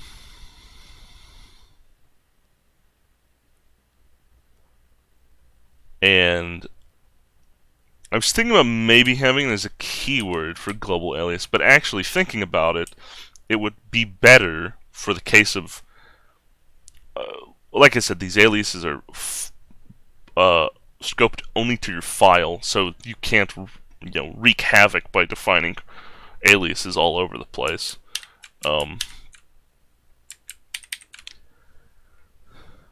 So maybe I have it as you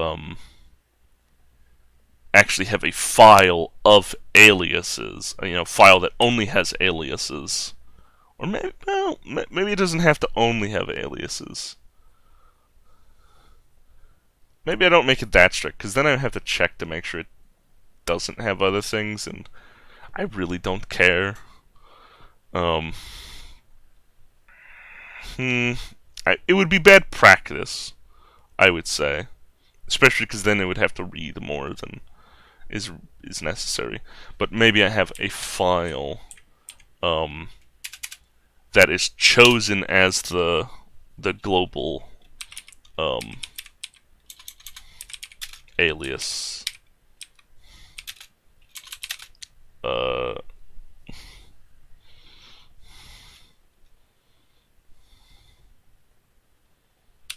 File, just say option, compiler option. Obviously, compiler option for file that defines global aliases. There we go. Because like I said, since these are textual,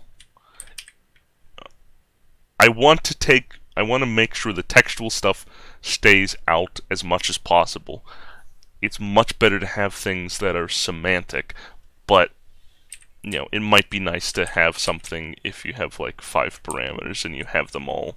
You know what they're gonna be, you know. It might be nice to just have them there.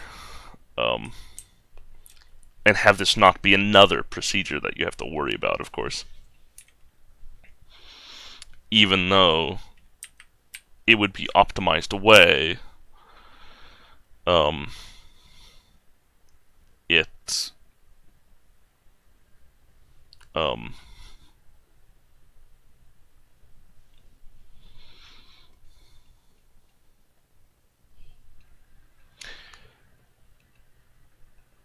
well, no, it should still, yeah, because it's file based, so it should still be easy. I mean, I guess it's just don't make too many aliases, because textual things are stupid.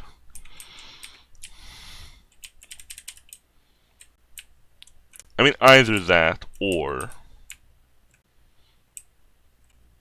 I don't allow this. I don't know.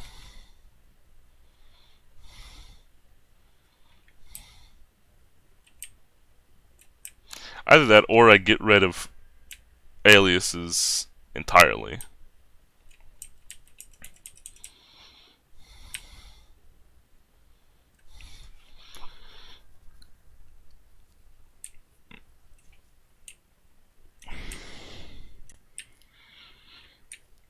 And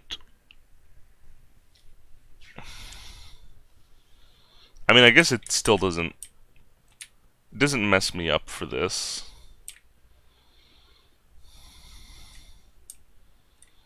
You just have to write them all out, which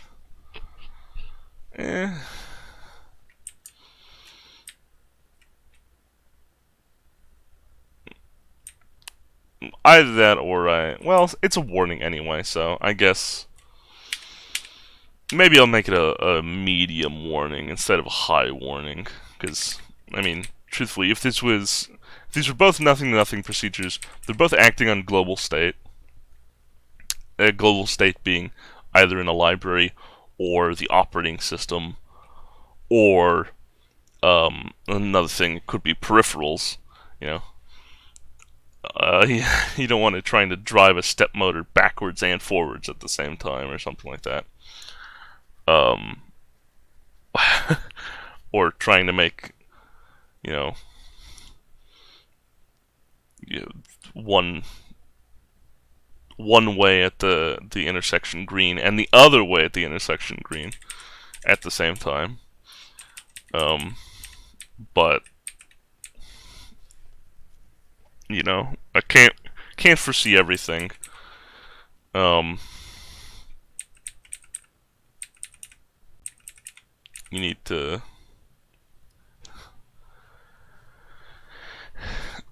exercise mind as well when making software like that. So yeah, maybe I'll just make it a middle warning and get rid of aliases, because maybe I don't want anything textual, since it's not a great idea, and then I have to like interrupt my own, you know, parsing for aliasing. If I just make it a procedure, yeah, maybe.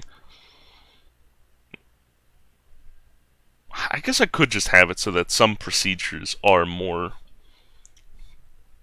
like lightweight. So if you have a procedure that just has one expression,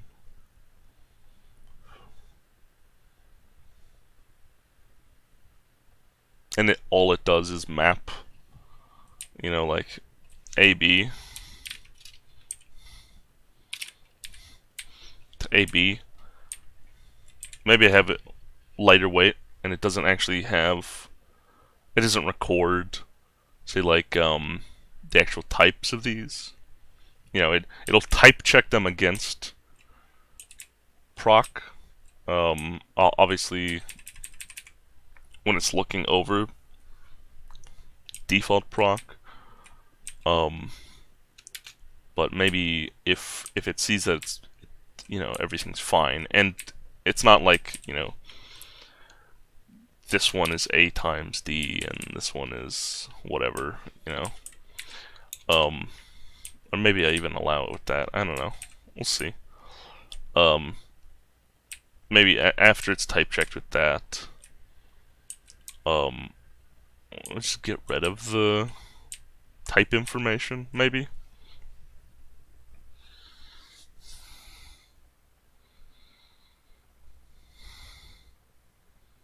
Although I would kind of have to go back and get rid of the type information, wouldn't I?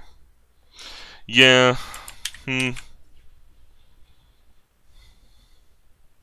Well, I guess I'll just have to see exactly how I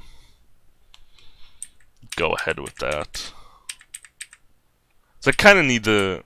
Yeah, I kind of need the global aliases, though. For...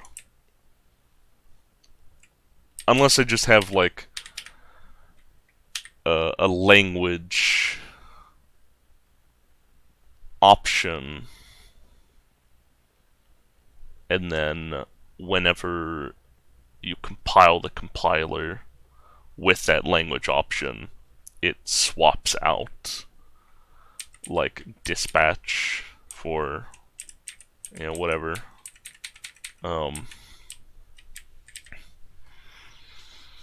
Maybe.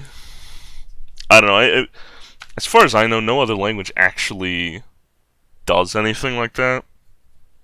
Like, the main keywords are still either in English or whatever language the maker of the programming language spoke. So I don't know. I think it would probably be nice. Although, I guess, on the other hand, it's not really like this tells you all that much, and I guess people who don't know English would have to read the documentation, which is a good thing anyway. Definitely something that, you know, you should read. But, I mean, it would still be easier to see it with a word in your own language.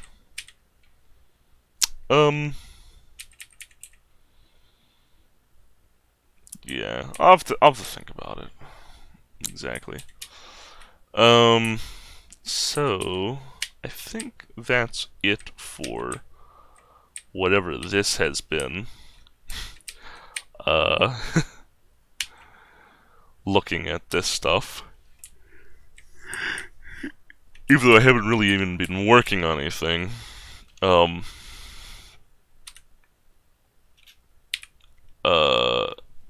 At least, you know, programming wise, I haven't worked on anything. But actually designing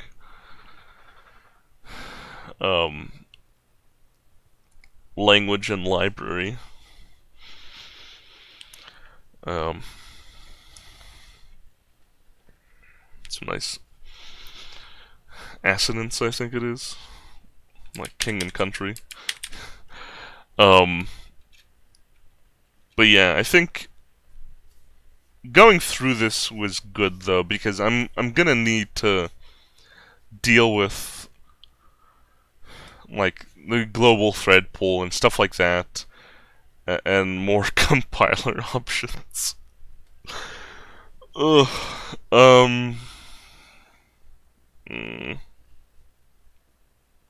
Oh, wait a sec. No, that definitely has to be. No. This definitely needs to be aliases. Yeah, thinking about it. If you have another language So, I don't know, if I say,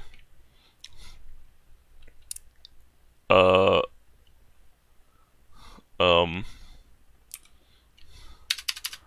I don't know, it's gonna be named horrible, but say I have like a use procedure,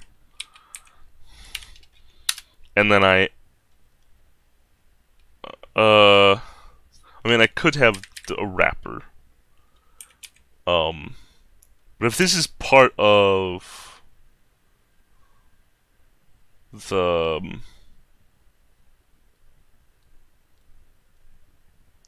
if this isn't a procedure, if this isn't something, say if I had a,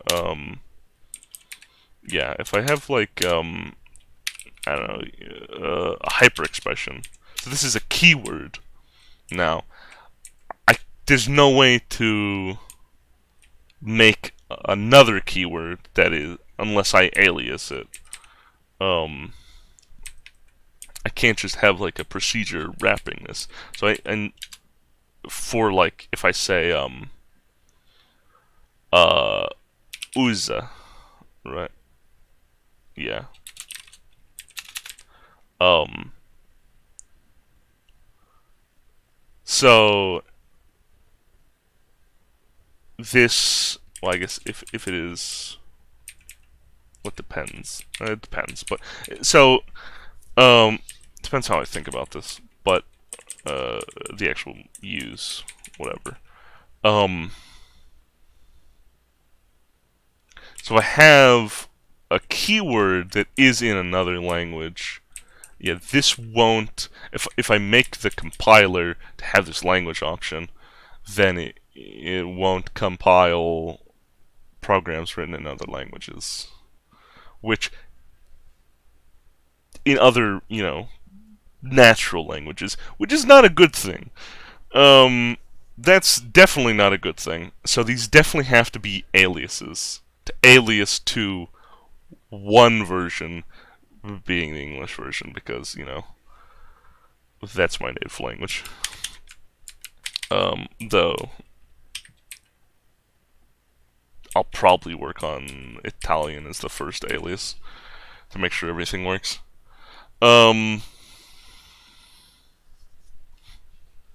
Yeah, it'll have to be aliases. Well, actually, not if I have to.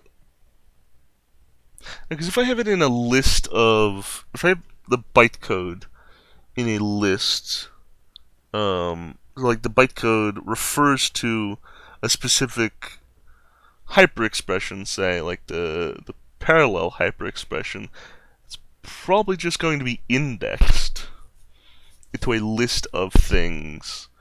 So it probably actually doesn't matter if, I mean, it would matter if I compile from source. But if I compile from intermediate, it wouldn't matter. But I think I still want it so you can compile from source. Which would just mean probably maintaining a list of... Maybe I have a file for language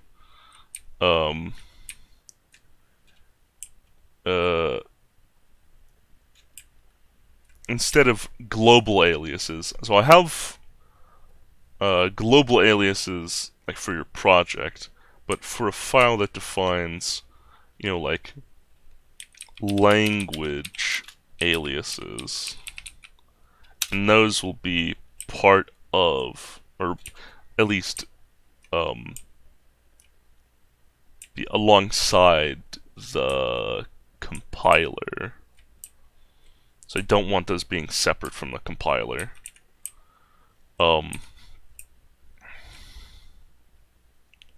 Maybe I just get rid of this whole thing. I don't know. I think it would be nice, although I'm not. This kind of is getting even worse, because if then someone uses like global aliases, to do language stuff, then if you don't have that, and then, yeah, it kind of... The global aliases for a compile option for a file that defines language alias, like natural language, I should say. Natural language aliases, and a file that defines global aliases. Oh, global project aliases, I should say. Project... Yeah, project aliases. So, these aliases... they would have to only apply to the project that you're in. So if it references another project as a library, they'd have to not apply to that one, I think. Because then that gets fucky.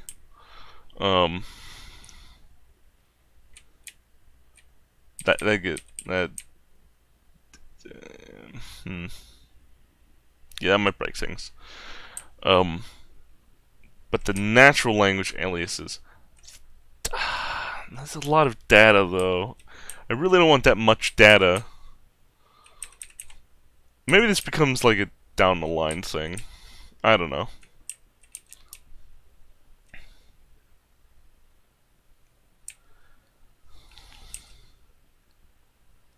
Maybe I do it, maybe I say fuck it to aliases and don't have aliases at all.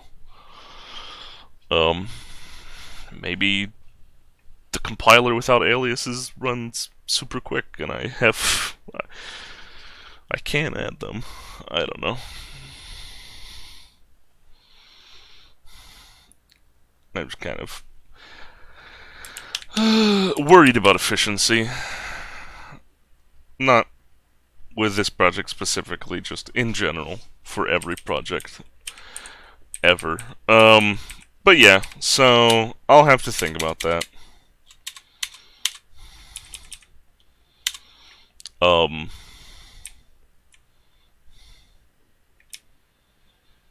think, yeah.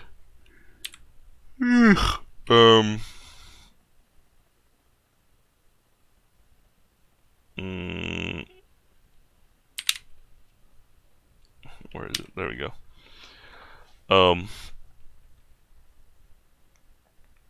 Yeah, I don't think I need any of this anymore. I think I talked all I needed to about the dispatch keyword. And the parallel keyword. And then, yeah, I guess, actually, before... What I might do... Yeah, I might make this so this is like... I might make this as one keyword for parallel barrier, and then dispatch barrier as well. Although, using it without it being parallel,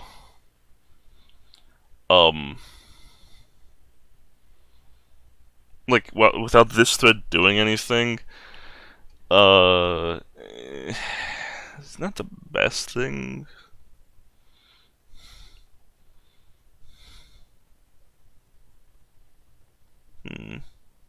Yeah, like, if this thread's not gonna do anything, why not just let it go along? At least in most parallelism, like, structures of a parallel program. But maybe I do it anyway, just because, you know, who knows? Maybe someone will be able to translate over a legacy program from some language that has it. Something like that. Some library. Yeah, maybe I'll do that. And have it as... Did I...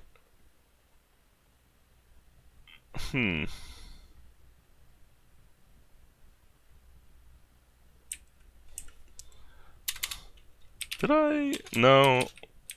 I don't know.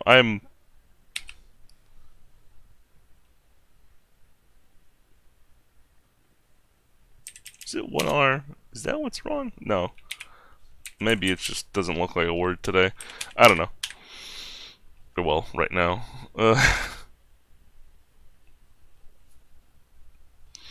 Boy. I should have slept longer. But yeah, so that's probably what I'll do, is do something like that and have it as one word. I think that's probably the best way to go about it, since only one word before the block, instead of multiple words.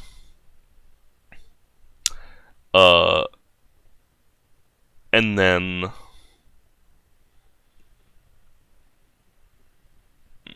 I can also have barrier as a type and not actually have to deal with losing the name barrier. You know. But yeah, so that should be good. I'll leave this in here, even though this isn't even, you know, a thing, an actual block. Well, file, file to be compiled, but I'll leave it there, because it, you know, shows some stuff that is necessary. So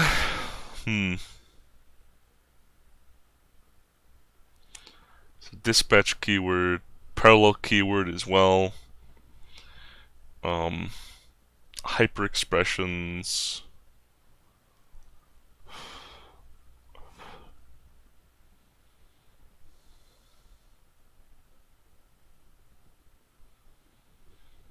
Aliases I have to deal with.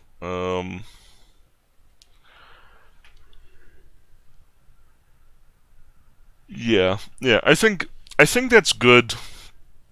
I mean, even though I wasn't programming, I wasn't actually writing anything that will be in the library. Designing is an important stage, so one could say the most important stage.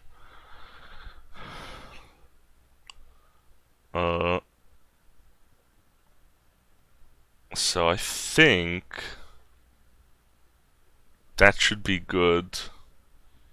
I will now have to change. I was originally going to have interrupts as part of the language, and then that's how the standard library would be implemented. So like you know, the time interrupt in Linux, that oi, that would be a built-in. So the built-in would be like int, and then I have some other stuff. You know, Linux, whatever. You know, I don't remember which one time is. We'll say it's the 5th interrupt. I don't know. And then p, because I think it needs like a pointer, if I remember correctly, a time object. But like I said before, it doesn't look right. Because this could have any number of parameters, or any number of arguments. Well, no, this can't have any number of arguments. This could have any number of parameters, because they're interrupts and they have, you know, different amounts of parameters per interrupt. And I don't like the, you know, like var args from C and stuff like that. And that's why, you know, using vectors and stuff like that is the way I've gone around that and not actually needed it, because I dislike it. It kind of has a disconnect of oh, what actually is this thing? So since it can, that's why I made these hyper expressions. Because then I can have braces around it, and it's a built-in, and it's gonna be a little wacky, essentially. And so instead of there's not going to be any semicolons inside of it, so it'd be Linux interrupt Linux 5 P or whatever. And then of course this would be inside of time, and then it would have like a time.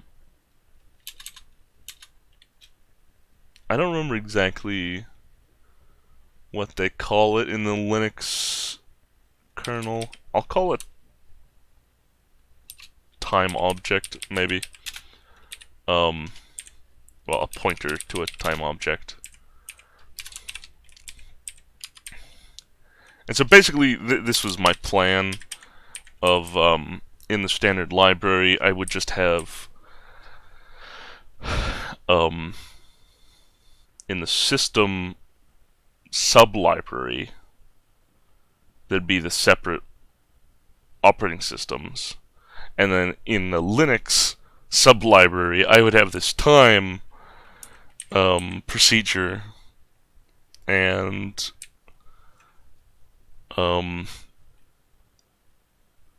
it would be implemented as using this built-in for an interrupt. But if I'm going to add that all into the compiler so that I can do the parallelism correctly with dispatch, because I need a model of threading as part of the language now, then I don't know. Maybe I will actually. Maybe interrupt won't be. Actually, no. I think interrupt will have to still be hyper expression, because then it would still be useful for, say, like if you want to implement your own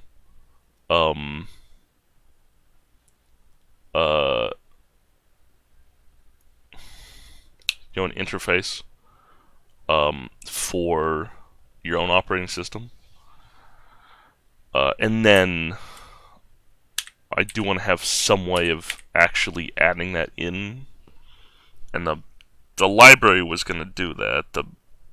The standard library was going to allow you to add in your own definitions, so that in the sys sublibrary, above the library for all of the individual operating systems, there would be a common interface, so you could make portable programs, and that's one of the whole things about this language. And then so you could make your own interface for your language, and then add that stuff to the common stuff. So even a program written for, say, like Linux in mind, but it's using the portable sys library, it would, if you have the right definitions, you could still compile it for your operating system, even if it's not, a Unix-based operating system or something like that. Just because you have defined it to be, to work like that. So I'll still keep the int hyper expression. Maybe I'll call it interrupt. I don't know. But I'm kind of partial to the int name, like in assembly, int 0x 5 or whatever. Though you don't you don't actually need semicolons in assembly. But yeah. But yeah, so I think maybe probably these in the, I guess they'll be internal libraries that are in the language then. For say like Linux, you'd have this time one, whatever, I don't remember what they call it in the Linux kernel, the time object. But you'd have that, and then that might be the bottom part, like that would be the procedure, and then it's defined as, you know, whatever this is, but maybe not in the same way that a procedure is defined. I don't know. We'll see. We'll see. But yeah, that's so the whole sys library will have to be part of the language, which kind of makes sense since I'm trying to make it portable anyway. It'll definitely make it easier to deal with like program arguments, because having them in the standard library would be quite weird, certainly. So at least having the having the type in the standard library would be quite weird. So having that all in the actual language will actually be better, I guess. It just kind of makes me shudder with, you know, I don't want bloat. What could be a library, but if I'm gonna have, well, I would say this is a great feature. It makes it easier to deal with parallelism, which is always nice. I mean, certainly C is, well, C's easier, if I remember correctly, to deal with parallelism than C++. At least if you stick to one operating system and don't want to have it portable.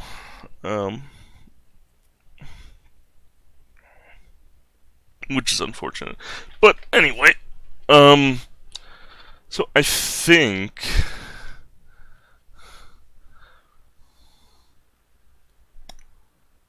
that's good. I mean, going for 2.5 hours now. Wow. So yeah, I mean, this one's been mainly design. Well, basically all design, but it's needed since I'm definitely going to have to. I mean, I'm going to have to change quite a lot about the actual the library. Move the sys library into the actual language. Stuff like that. It's gonna be a whole thing, as they say. So yeah, that should be good. I'll should also be updating things in the actual library, but I mean, the formatting stuff that I did last time, I kind of have to rethink it anyway. Maybe I'll just have to do it at runtime, because I want to get rid of null characters anyway. Or at the very least, like shift all the characters to left. I don't want to shift all characters to left, but maybe either that or I have a buffer that I send in with format, and then I write into that buffer, which might be the best way to do it. It might just be the best way to do it, because then I don't have to, like, at runtime concatenate arrays, and doing it at compile time. They would still leave, like, null characters in between real characters. So that might just be the best way to do it, is to send in a buffer and then pass that through to all of the recursive calls of format. Yeah, actually, you know what? I'll go back and write that in here. So,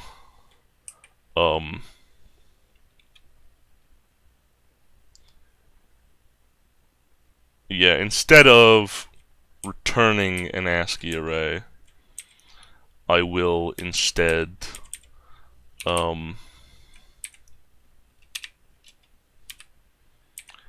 have a pointer to an ASCII array. I don't know, I'll say stir right now, just because. And then I'll have it return nothing. And then I'll do that. So then if it's at the end of the array, and then yeah, I'll just do that. It's much easier and more efficient. I'll have to actually change that stuff later though. But also this was from the main library. 01, 03, I think. Yes, it's 03. But yeah, I'll have to do that. And that'll just be much more efficient, and then I can still do this fun compile time stuff, but I'll just pass through. I mean, essentially, what's going to get passed through is the location. Well,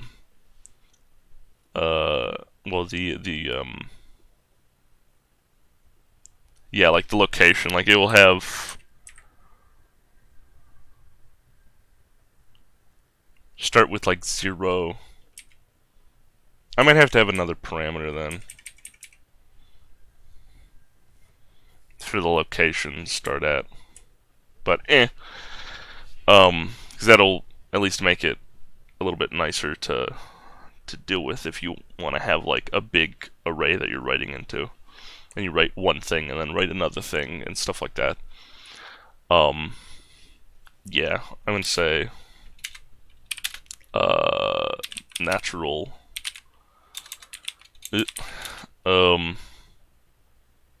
start. I'll just call it start for now. I'll have to rewrite this now that I have that. But yeah, stuff like this is type of is also a hyperexpression.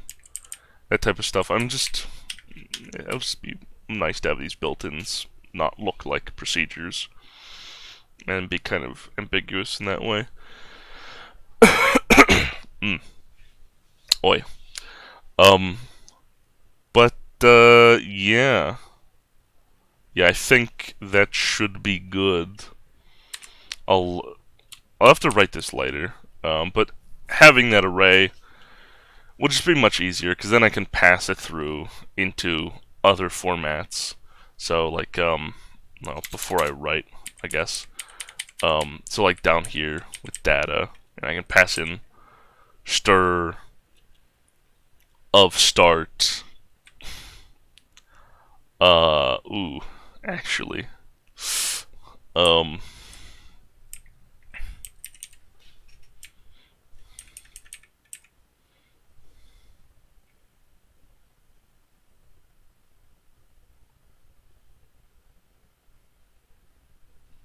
guess I can return number of bytes written. or number of characters written. Well, it's the same in this case. Yeah, I'll deal with that later. Maybe I'll do that, and then I can do. Well, I wouldn't have the return here. I would have like n equals format of a plus, or not plus. I don't actually need to have the plus then, because I'm not actually returning the array. Yeah, like I said, I have to rewrite this basically from the ground up.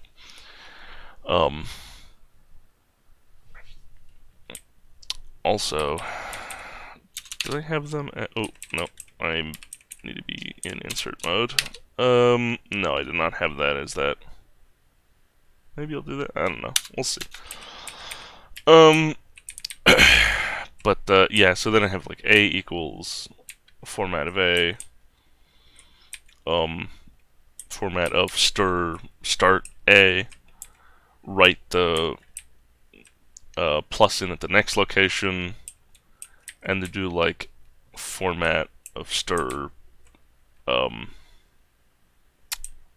like a, well, if I say n equals that, I'll do format of stir n plus 1 b, stuff like that. Or maybe I'll just make these like work on resizable arrays, so I can just have like a plus operator, and not have to like remake the size every time. Yeah, that would be nice. I kind of want to make it work on, basic types, or like more fundamental types. But it might just be much easier to say, hey, just append it to this resizable array, which then I could keep appending, and I don't need to worry. Well, I mean, obviously you have to worry about how big it is, but I don't like stop if it's ends at the array. Maybe I still want to stop though. Like I said, I need to think about this. But that isn't like, that's other things. Maybe I'll just make multiple versions. Who knows? I'll see exactly how it goes. But yeah, this is, oh yeah, I have format F. Oh yeah, so this is supposed to be, yeah, that's another thing. This would be a global alias, which I would have to move. And I think it's, oh wait, maybe I meant to use that way. Yeah, well, yeah, maybe I should use that way. The actual thing on the left, and then what it's alias to on the right. That might be better.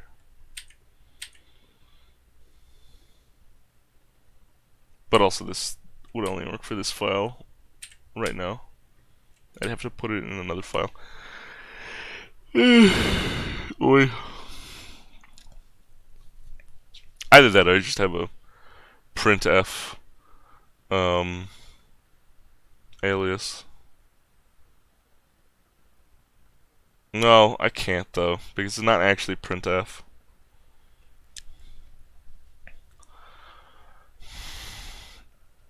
I guess I could have this as like a resizable array, or a pointer to a resizable array, either one. And then the data, and then it returns the resizable array or a pointer to it. And then that could still work for print, because then the print could also work on resizable arrays.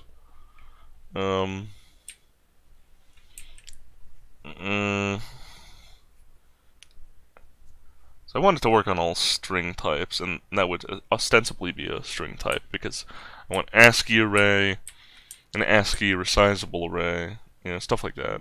And then a Unicode array, and a Unicode resizable. I mean, basically, all array types, all things that are arrays, should work on.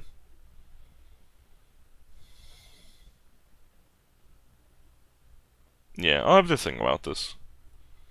Maybe I'll do that. Maybe I won't. Maybe you just do format and then you do print. We'll see. I mean, it's certainly would be more efficient to technically be more efficient to... Well, I guess I could optimize away the return.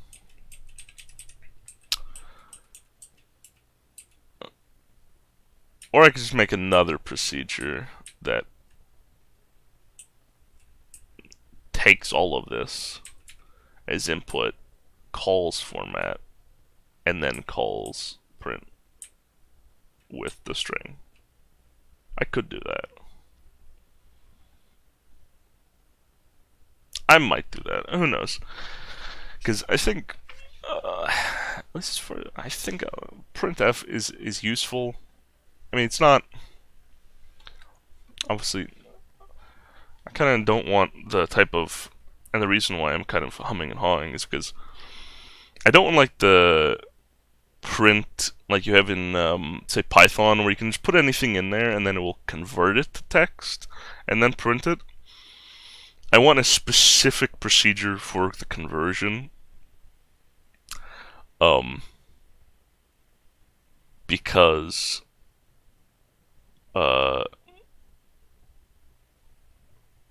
you want to be able to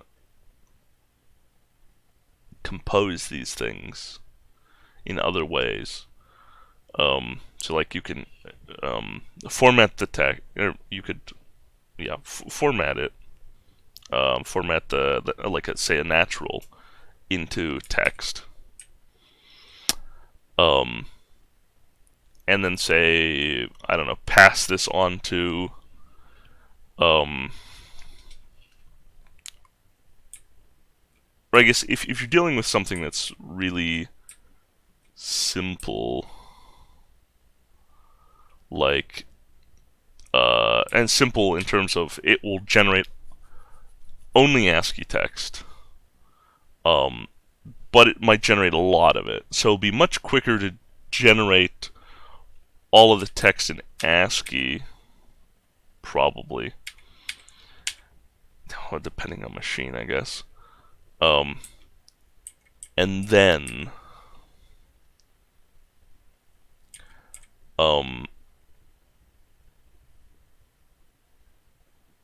going and converting that over into Unicode,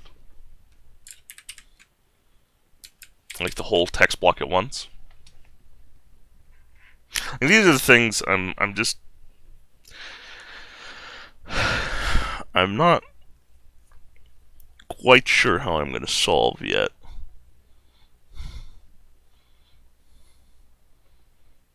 Maybe I'll just make a bunch of them or something. I don't know. I'll see. But, yeah.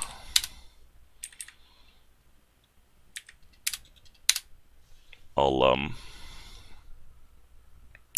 don't know. If I'm adding all that stuff, though, I might just add version also as a type into the language, because then maybe, I could have another expression that, like alias, like at the top of a file. I could also have like a version number of the file. So you could say like, oh, this is version 5. And that could help for say like caching, I would say. Um, uh, and I don't have to rely on, say, like lstat or something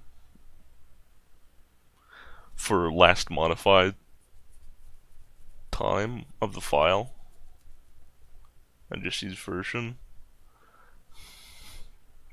Which would help if you already have like it. If you download someone's project and it's already compiled, and nothing needs recompiled, something like that. I don't. Maybe calling would be too much overhead though. It's another thing that I'd have to see.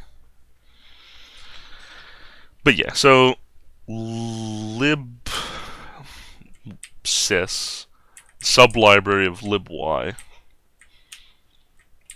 will definitely have to be moved, and I don't know if it will. I might make it a library still, but it will be in the compiler, basically. At least it's probably as much as possible. And then I'll have sub-libraries for polyphony, Linux, Windows, Mac, I don't know, Android maybe.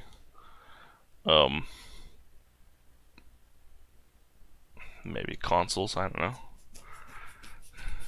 Certainly not planned, but maybe eventually. If the console market is still around.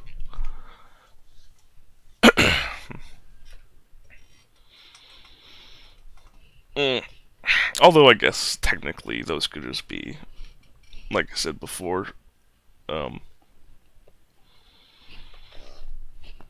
you could make your own library for that and add it to this.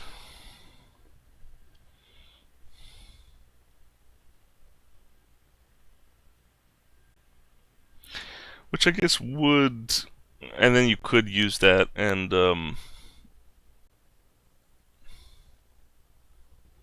say link a specific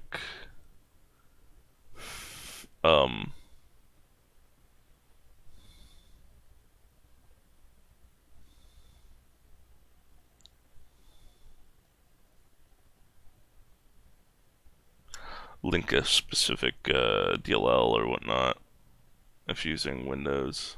I mean, that's what the Windows library is going to have to do. Is I'm going to have to link the Windows DLL. By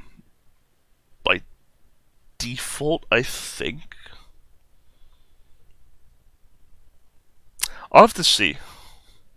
Maybe I'll just even the playing field. Maybe. Like by default on Linux, it'll use syscalls. If you're on a 64-bit processor, of course. But on Windows, it will also do the syscall, but I'll have to work out what each syscall is, because technically they're not supposed to be known as far as I know. And then have a version where you can use the Windows DLLs and then make a Linux shared object that basically acts like the same thing but for Linux. I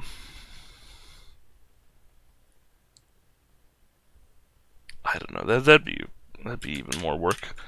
I'll have to deal with other things first before doing that. By default, I have them do the proper thing that they're supposed to do. I don't know how Mac does it, and I am Unfortunately, well, I've done a little bit of work in designing um, polyphony, um, but I'm nowhere near actually getting to the development stage. I'm still firmly in design until I get my Y compiler up and running. Um, but yeah, I mean, for polyphony, it's basically going to have both. Um, Mainly intended that you compile directly to the interrupts for the most efficient program. But that'll be like mainly for Y programs, whereas the the shared object, um, the dynamic shared object, I'm not going to use .so, but the dynamic shared object, um, it'll be mainly for other programming languages where you want to like compile all the way, but you still want it to be portable between the versions um, of the operating system. Uh, Mainly like other parts of the Y standard library, um, like the any object, or the any type, I should say. Um, they're made more of as a legacy thing to use for porting programs. So it would be easy to port over to polyphony um, your like C++ program or C program by using a portable um, dynamic shared object like you have in Windows. Um, Before going through, say, so that's for porting from an operating system, another operating system, to polyphony. Um, like the any type in Y is for porting from other languages to Y. So basically, I'm trying to make it so not only is it that Y is like, a portable language in its entirety, but also that you can port your program to Y, and you can also port your program from a different operating system um, to polyphony, which would be easy in Y, but if you're not in Y, I want to make it so you can do either first.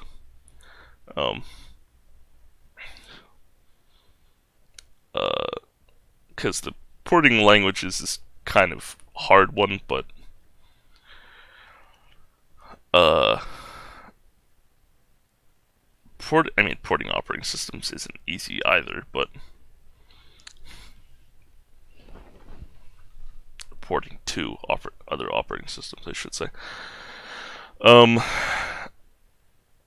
well, I think at this point I have gone on talking about this long enough. About all these features and things.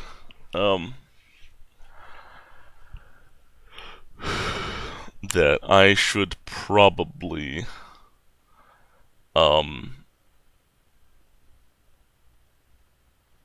end the stream,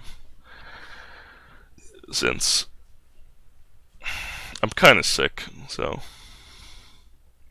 and I've been going for 3 hours now, so yeah.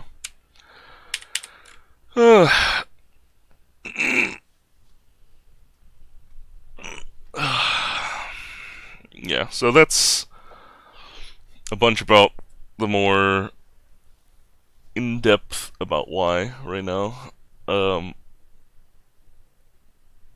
hyperexpressions, dispatch keyword, moving of stuff in the standard library to the language itself, stuff like that. And that should be good. So I will be back another time. Farewell.